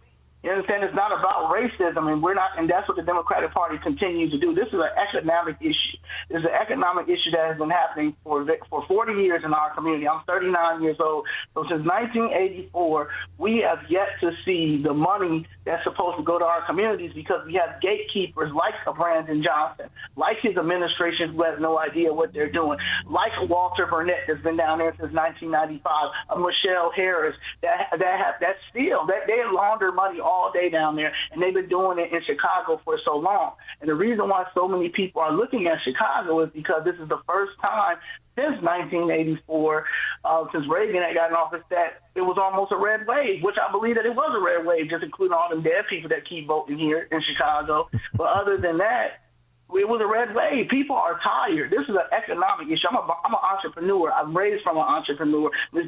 Danielle is an entrepreneur. Her husband is a retired cop. They don't respect the first responders. They don't respect law enforcement. They don't respect business owners. They don't respect anybody that's not with their agenda in Chicago. And they're going to keep this corruption going if you don't change it. And the change has to be on the government level, and it has to be Republican. Zoe, did I read in your bio that you worked with Dick Gregory? Yes. I managed Dick Gregory from 2013 until he passed. So I mean, that's an interesting. You've come a ways, haven't you? In terms of, Dick Gregory, I think people know, but the comedian, but he was also a social activist, and like how did that influence where you are now? Because I wouldn't call Dick Gregory somebody that was trying to flip big cities red during his time. Yeah, but also I've had a lot of talks with Mr. Gregory before he passed away, and one of the things that Mr. Gregory has always taught me was to always, save yourself. Always go with your first mind, because if you don't go with your first mind, then you're going to regret it. If he was here today and he understood my stance, he would have been right out there with me, because Chicago was a place he had an issue with too. So it wasn't, he was always critical when it came to the Democratic Party, because we give our vote to them the most. Yes, would it be great for us to go independent? Yes, but we're not ready to go independent. And my thing is, if you go back to the history of the Republican Party, you go back. I'm really into the U.S. Constitution. Constitutionalist, so I really believe in the U.S. Constitution. And when you go back and look at the 13th, 14th, and 15th Amendment, if you go look up the Reconstruction era, all those things that was given from the Republican Party, and we were just taught that it's blue. Blue is the one that care for us. No, it's not. They started the Ku Klux Klan. Like the Democratic Party is cosplay, and what I deal with a lot is, because I've been going down there for 2 years on a separate issue, because the city of Chicago knocked down my family's building in violation of the Fifth Amendment. I'm watching these pastors and bishops go in there. I'm watching these nonprofits, these same nonprofits going here, stealing this TIF money or moving this TIF money around. And as far as Black Chicagoans and other Chicagoans as well, that don't understand opportunity zones, don't understand TIF money, because they've made it like it's about racism. I heard, Amy and Dan is racist. Why? Because they have conservative values. Why? Because they speak the uncomfortable truth. Why? Because they're Republicans, or they have to. Why do Dan and Amy have to be racist? Just like, why do I have to be a sellout? Why does Danielle have to be a sellout? Because we see that the money that's supposed to be going to our communities is not going to our communities. However, you're going to bring a whole nother country over here, Venezuela, and dump it right in our communities, and we're supposed to say nothing. And if Dan and Amy mentions it, they racist too. Like the narrative has to stop. And are you guys actively recruiting candidates for 2026, 2027? Yes, we are. Yes, we're making sure. That's why we're going to be holding town halls. We're holding things like that. And we want candidates, if anybody want to run, they have to run Republican, though. That's what it has to be. That's a criteria. And then we're going to vet them, see, who they are. because the only way Chicago flips red will endorse or get behind anybody is they have to have our values and they have to be for the people. That's it. They can't be compromised. They can't, none of that. They have to be strictly for. The ones when you a Democrat and then you go Republican, then a Democrat, that's a problem with Willie Wilson. That's a problem with a lot of them. There are a lot of compromise. You're not going to go from independent. We talked to somebody the other day. They're like, I'm an independent, moderate Democrat. What? No. What is that? Yeah. No. No. Are you trying to find a candidate to run against Mayor Johnson in a few years? Yes, Johnson, Preckwinkle, Pritzker, Durbin, Jonathan Jackson. You got Kristen Maxwell. She's running for 1st Congressional District. Kristen Maxwell on Twitter and social media, TikTok. TikTok and is the Mod Pun. She's good. Look at her. But yeah, it's time. We're the new adults. Time to get these people up out of here and save Chicago. Chicago is a beautiful city. It's rich in culture, and they are abusing it. And Pritzker too. I mean, do you share my view that Pritzker has been getting a pass on his role in the disintegration of Chicago? I mean, it's a sanctuary state. It's not just a sanctuary city, and it's everybody focuses their ire on Brandon Johnson, but they should be folding in Jelly Belly too. Yes, he's the number one culprit. He's the number one. Yeah. So, but he just been getting the pass because Brandon Johnson's so bad. Yeah. And we have to, in Chicago, we dealing with what's going on in Chicago. But yes, Pritzker is the problem. He's the number one Pritzker problem. belongs in jail. He belongs in prison. He's like, just like how they got Ron Deep. Like, no, he belongs in prison. Like him and his chief of staff, Ann. They're both terrible. They're both terrible, and I hope that he does go. He was asked to speak in front of Congress next month. Somebody said that they may have to subpoena him. I don't care, but he needs to go in jail. It's RICO time. These people are running a criminal organization, Amy and Dan. They all got to go to jail. Everybody got to go to jail. And the problem is, let me just say this, the problem is we are sitting here seeing this, and we are asking, and we're demanding. We're not even asking, we're demanding, because if that was one of us, we would have been in jail. We would have had charges against us. We are demanding justice. We want forensic audit, and not only do we want forensic audit, we need to see jail sentences handed out. That's all we want. We don't want to hear anything. We don't want to hear you saying that we see this or we found this. No, we need arrests being made. Come to the office in Chicago, get Brandon Johnson, get Pritzker. We need arrests being made. That's it. She is Operation Greylord. Operation. Okay. She is Zoe Lee, the last voice you heard, co-founder of Chicago Flips Red. Also Danielle Carter Walters, co-founder, vice president of Chicago Flips Red. ChicagoFlipsRed.com if you want to join the activism that these ladies are leading in the city of Chicago and, well, frankly, statewide. Danielle and Zoe, thanks so much for joining us. Appreciate it. Thanks for having us. Yes, thank you both. Yes. And I want to say hello to my beautiful American family. Okay. Hello. Thank you, ladies, very much. And they both joined us on our turnkey.pro answer line. It's what Chicago is talking about. It's Chicago's Morning Answer with Dan and Amy on AM 560. The Answer. At Signature Bank, going the distance for business banking customers is what we do every day. We understand that business owners have a strategic mission, a drive to succeed, a plan for growth, and don't have time to wait for a bank to respond. With Signature Bank, you not only have a banking partner that has roots right here in Chicago, but our decisions are made locally too. Signature Bank knows that when you have a question or problem about your business, you want answers. You need someone who will pick up the phone or respond to your text. You need someone who is always there for you. That's Signature Bank. We are a team that wants to get to know you and your business. Want to be Signature Bank's next success story?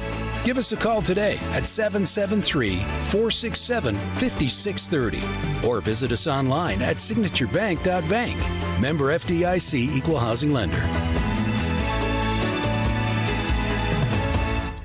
Reliability isn't optional when business security is on the line. It's essential. Businesses trust alarm detection systems for the highest level of service and expertise. Think about the time you could save using one source for cameras, keycard access, fire, and intrusion systems.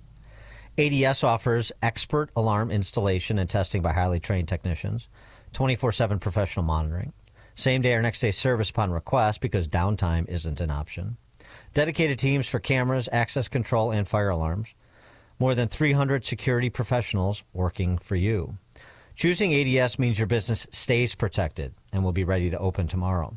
They combine human monitoring with the latest AI camera technology to prevent crime in real time. Trusted by small and large businesses, including many Chicagoland schools, their experts will review your system for free. All you do is go to adsalarm.com and schedule your appointment today. That's adsalarm.com. Alarm detection systems, the first choice of Chicagoland businesses, including AM 560 The Answer and Salem Media Chicago. Alarm detection systems, adsalarm.com is that website. Alarm license 127000143. This Easter, treat your family to a day they'll never forget with brunch at the Trump International Hotel and Tower in Chicago. Brunch reservations are available now for Easter Sunday, April 20th, with seatings from 11 a.m. to 3 p.m. in the Grand Ballroom. Experience an exquisite meal in a buffet style, feast at the decadent carving, crepes, and dessert stations. Enjoy family entertainment, complimentary beer and wine, and a visit from the Easter Bunny for memorable photos, plus an egg hunt and interactive train rides for the kids. There's no better place to celebrate Easter Sunday than as guests of Trump Chicago, where you'll find the most iconic views of the Chicago skyline. Brunch reservations are available now for Easter Sunday, April 20th, with seatings from 11 a.m. to 3 p.m. in the Grand Ballroom. Delight in this one-of-a-kind extravaganza. Make your reservations today by visiting eventbrite.com and search Easter Brunch, Trump Chicago. That's Eventbrite and search Easter Brunch, Trump Chicago, and order your tickets today. Once again, that's eventbrite.com and search Easter Brunch, Trump Chicago. Happy Easter. AM 560, The Answer. Dan, we've had so many text messages, people wanting you to break down the Masters and the playoff round and all that. So it was something. It was incredible. Good Rory beat bad Rory in a seesaw battle.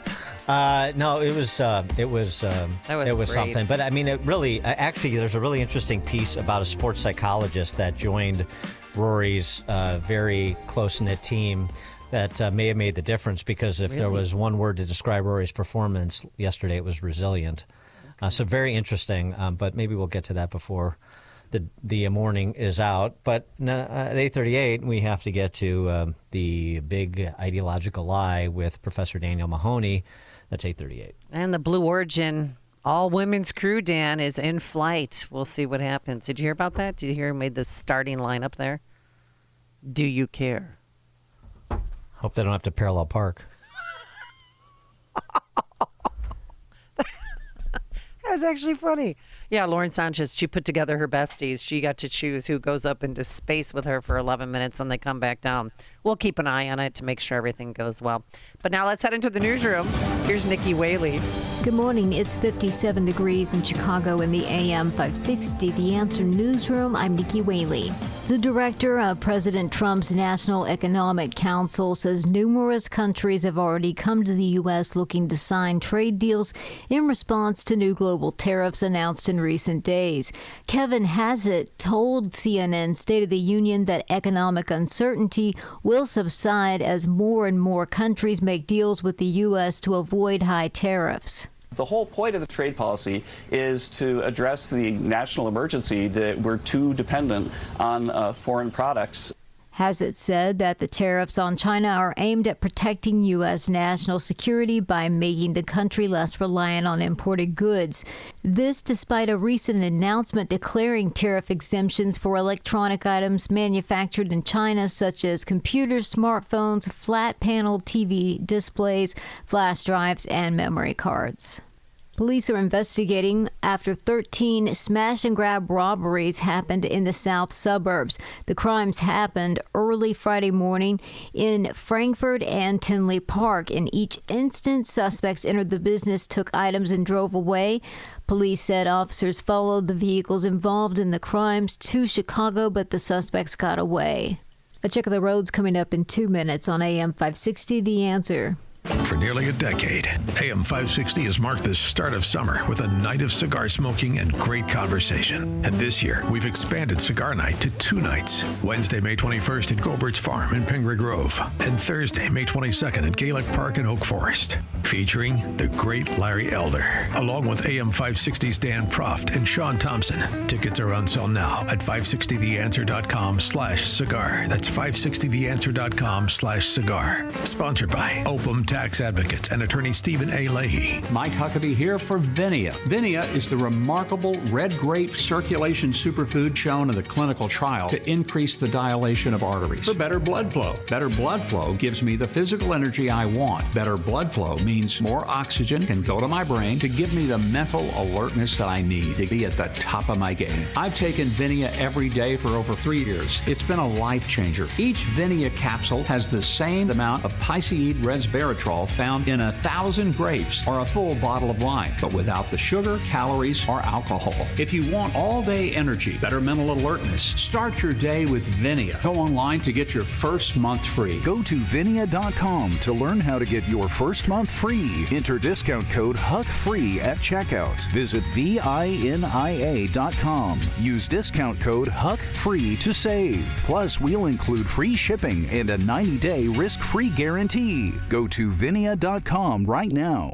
Attention! If you owe money to the IRS, this is an urgent message. The IRS is cracking down by sending out collection letters, garnishing paychecks, seizing bank accounts, and putting liens on homes and businesses. They call it enforced compliance, and you better watch out because penalties and interest on unpaid taxes compound daily, making it even harder to get out of debt. Don't let tax debt destroy your life. You need to call Optima Tax Relief, America's #1 tax resolution firm. They're experts in taxpayer assistance programs that can save you thousands if you qualify. A+ rated by the Better Business Bureau, Optima's resolved over $1 billion of tax debt for their clients. Let them fight on your behalf, helping to put your tax problems to rest. Call the tax professionals at Optima now for a free consultation. Call 800-965-1433. 800-965-1433. 800-965-1433.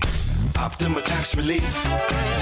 Some restrictions apply. For complete details, please visit OptimaTaxRelief.com.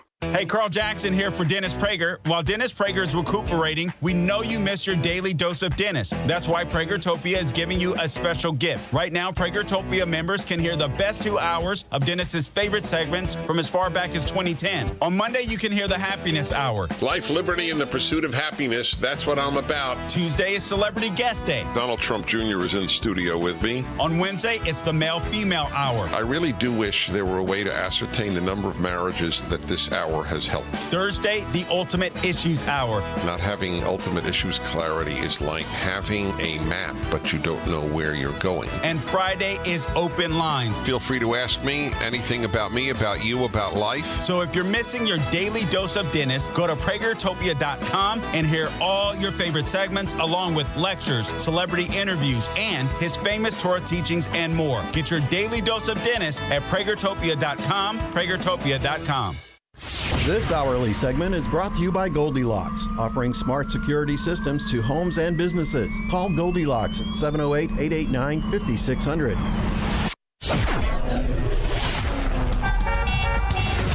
From the Team Hawkburg Traffic Center, I'm Nikki Whaley.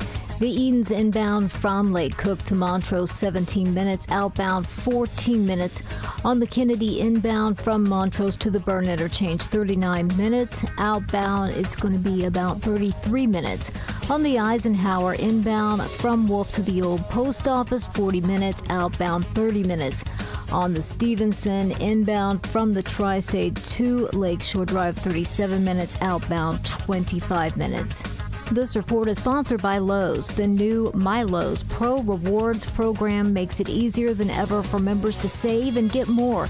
Join for free today. Lowe's, they help you save. Program subject to terms and conditions. Details at lowes.com/terms, subject to change. Chicago's Morning Answer continues next, but now a check of your forecast from the National Weather Service. Clouds will give way to some sun, windy day, high today 63. Clouds, a shower in spots, breezy tonight, low 42. Windy and cool, clouds and sun for tomorrow, high 54. I'm Steve Williams on AM 560, The Answer. Get the latest weather, traffic, and news updates online at 560theanswer.com. Now, from the Signature Bank Studios. Only the biggest stories, only the biggest guests, and only the biggest opinions. This is AM 560, The Answer.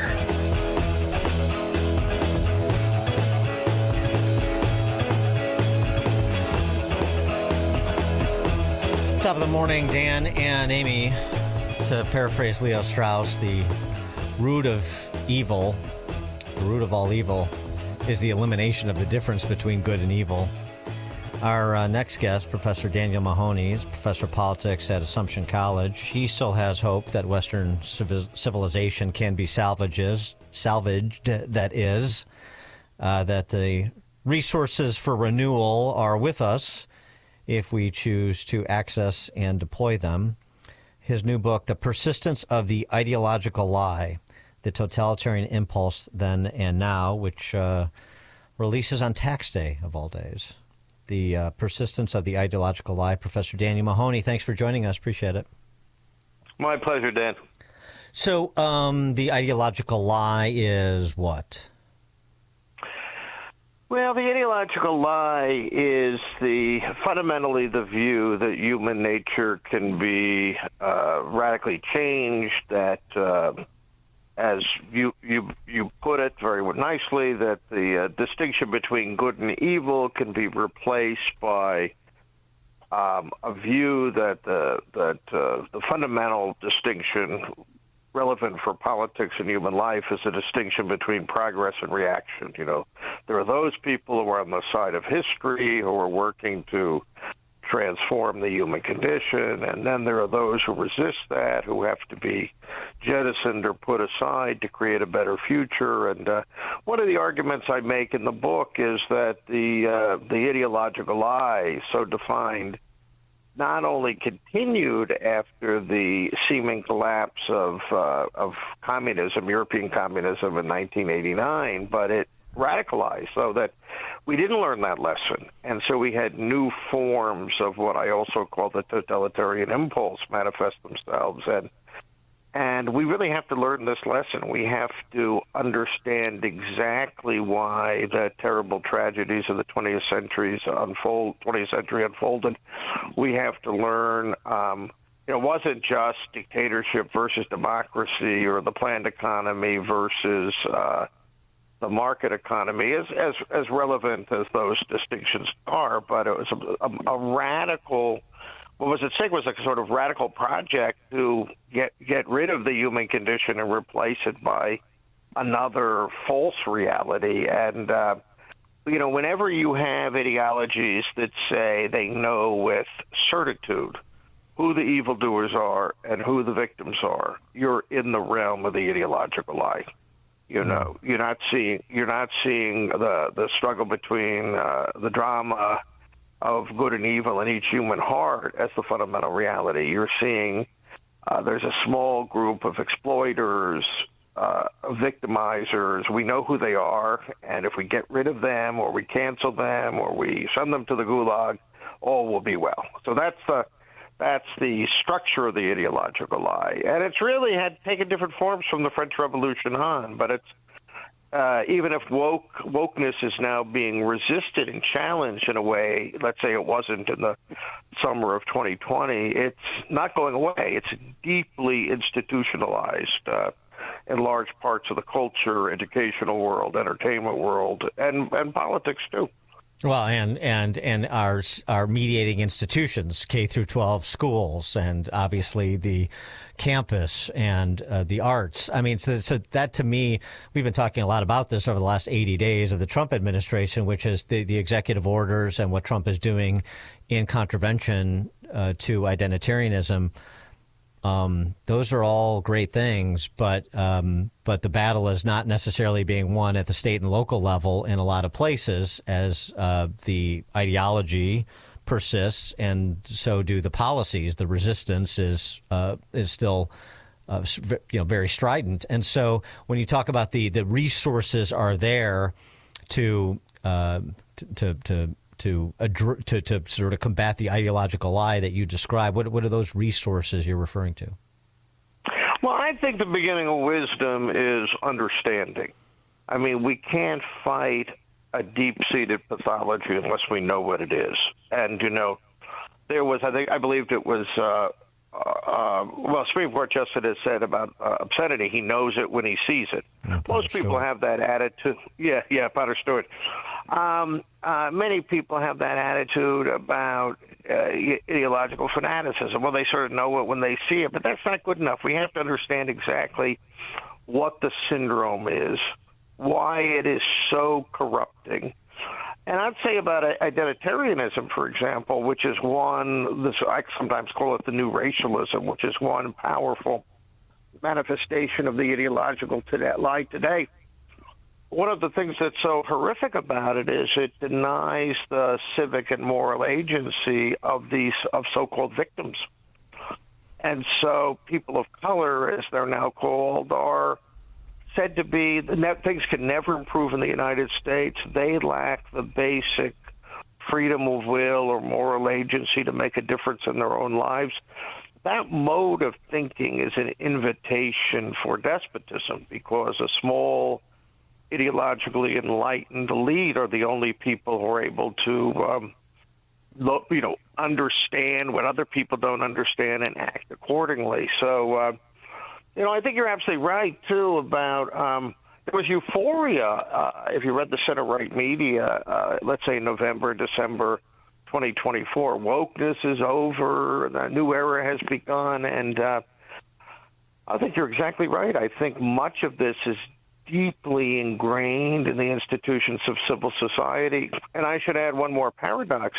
The classic model of totalitarianism thinks of totalitarianism as emanating from the state and oppressing the institutions of civil society. But what we've seen with wokeness and identitarianism and the new racialism is a totalitarianism emanating from civil society, from all those intermediate institutions you mentioned, and increasingly allied with coercive, despotic elements within government. And now not having the government in the hands of those who are going to aid the forces aid the totalitarian impulse within civil society is, of course, a major step forward and a most welcome one indeed. But what we also need is a reformation of civil society, and that's going to come in part with understanding precisely what the problem is and acting upon it. And but complacency and the idea that this can all be solved by winning national elections is, I think, false. I mean, it's a step forward. These executive orders that you referred to are largely quite welcome, but we still have powerful elements in the United States who are committed to an essentially totalitarian ideology. I mean, we don't live in a totalitarian country, but we live in a country where the totalitarian impulse is deeply ingrained in civil society and in certain elements of government. We saw this in the UK recently. I mean, UK is farther down the road, but not necessarily that much further. I mean, if you have some if some electoral outcomes are different, and if institutions are feeling like they have free run, I mean, it could be very much like this episode here. This is I've got a clip of it. It's a police officer in the UK coming up to speak to an elderly man about something that he allegedly said. Take a listen. If you do, that would be really handy for us. But apparently during some conversations between yourself, apparently you have alleged, we weren't here, so I don't know you said it, but you've alleged to say, speak English, or words to that effect? Speak clearly. Speak clearly. No, the gentleman's partially deaf. Yeah, he can speak clearly. Yeah. So I couldn't even hear him. No, and that's fine, and that's why we've just come to speak, because potentially someone could perceive that as a hate crime. Did we just know this was going to happen? No, people, if someone says to me, officer, I believe this, then we need to look at it, because someone's potentially reporting to me a crime. So if a guy can't understand another guy and he says speak English, if that guy takes that as having any sort of racial or ethnic tinge, it number one, it could be a hate crime, but whether it's considered a hate crime or not, it draws the attention of local police. I mean, this is East Germany stuff here. And we say, well, the UK doesn't have the First Amendment protections. Yeah, well, those protections are well documented on paper, but they're hard won and protected in practice, even in America. Yeah, and by the way, England has never had a written constitution. It was also the home of modern liberty, of modern constitutional government. It was the first meaningful civil society and liberal democracy, and so Look at it now. Keir Starmer, and who's really an ideologue at heart, and what he's pursuing is a policy of criminalizing dissent. I mean, there's something deeply and profoundly Orwellian about the very notion of hate crimes, because they're linked to thought crimes, and they're arbitrary. People can simply say, it's like the Maoists on our campuses, and after George Floyd, who just decided that anything that made them feel uncomfortable was needed to be ended or repressed, and that's an atmosphere completely incompatible with the pursuit of wisdom or liberal education. But imagine in the country, we've had many documented cases of people being approached by the police or even arrested for various thought crimes, especially in Scotland, where there was a hate crime law that was interpreted in a extremely Orwellian way. There have been people simply doing silent prayers within the vicinity, the broad vicinities of abortion clinics, who've been arrested in all of this. And and it speaks to the people who are part of the quote unquote cancel culture, which I think is actually quite euphemistic. I mean, they have the same impulses as those Orwellians across the pond. They just don't. They're just not sort of at the same place with respect to political power, not yet, at least. Well, I think that's right. And one of the differences between the American system and Great Britain is we're still, at least in principle and somewhat in practice, a federal republic, increasingly centralizing one, but still a federal republic. And whoever wins a parliamentary election in Great Britain more or less can do what they will. Now, the constraints on that were not constitutional separation of powers. Constraints on that were, inherited law and practice, certain traditions of civility and restraint and all that. And that's why I would say that, with the Labour government in England today, it's deeply committed to what I call the ideological project. It knows exactly who the purveyors of hate are, exactly who the exploiters in society are. And, for the left, and this is now an international phenomenon, democracy has very little to do with self-government or fundamental rights. It has to do with a set of prescriptions and prohibitions held by the left that redefine democracy. So uncritical support for abortion on demand, for example, or trans ideology, or an obsessive racial consciousness, et cetera. That's what democracy is. And one doesn't have the right to quarrel with those ideological claims or to vote the parties who represent them out. And we're going to see the inevitable outlawing of the AfD in Germany. We're on top of events in Romania and France and elsewhere. We're really seeing what the French political thinker Pierre Menant calls the fanaticism of the center. These parties claim to be mainstream democratic parties, but they have no principled commitment to either fundamental liberties or democratic self-government. I think that's true of at least a very major wing of the Democratic Party, and that's why if the election had gone differently in 2024, we're likely to have moved much closer in practice to this faux democratic model represented by Labour Party in England. By the way, a lot of this stuff is tolerated by the Conservatives in in England too, and that's one reason why they lost badly, is because they had ceased to be a meaningful conservative and pro-democratic party.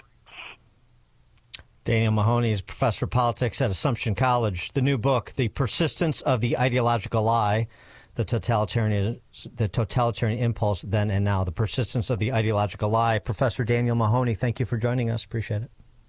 A great pleasure, Dan. Take care. Thank you, and he joined us on our turnkey.pro answer line. Connect with Dan and Amy using the AM 560 mobile app.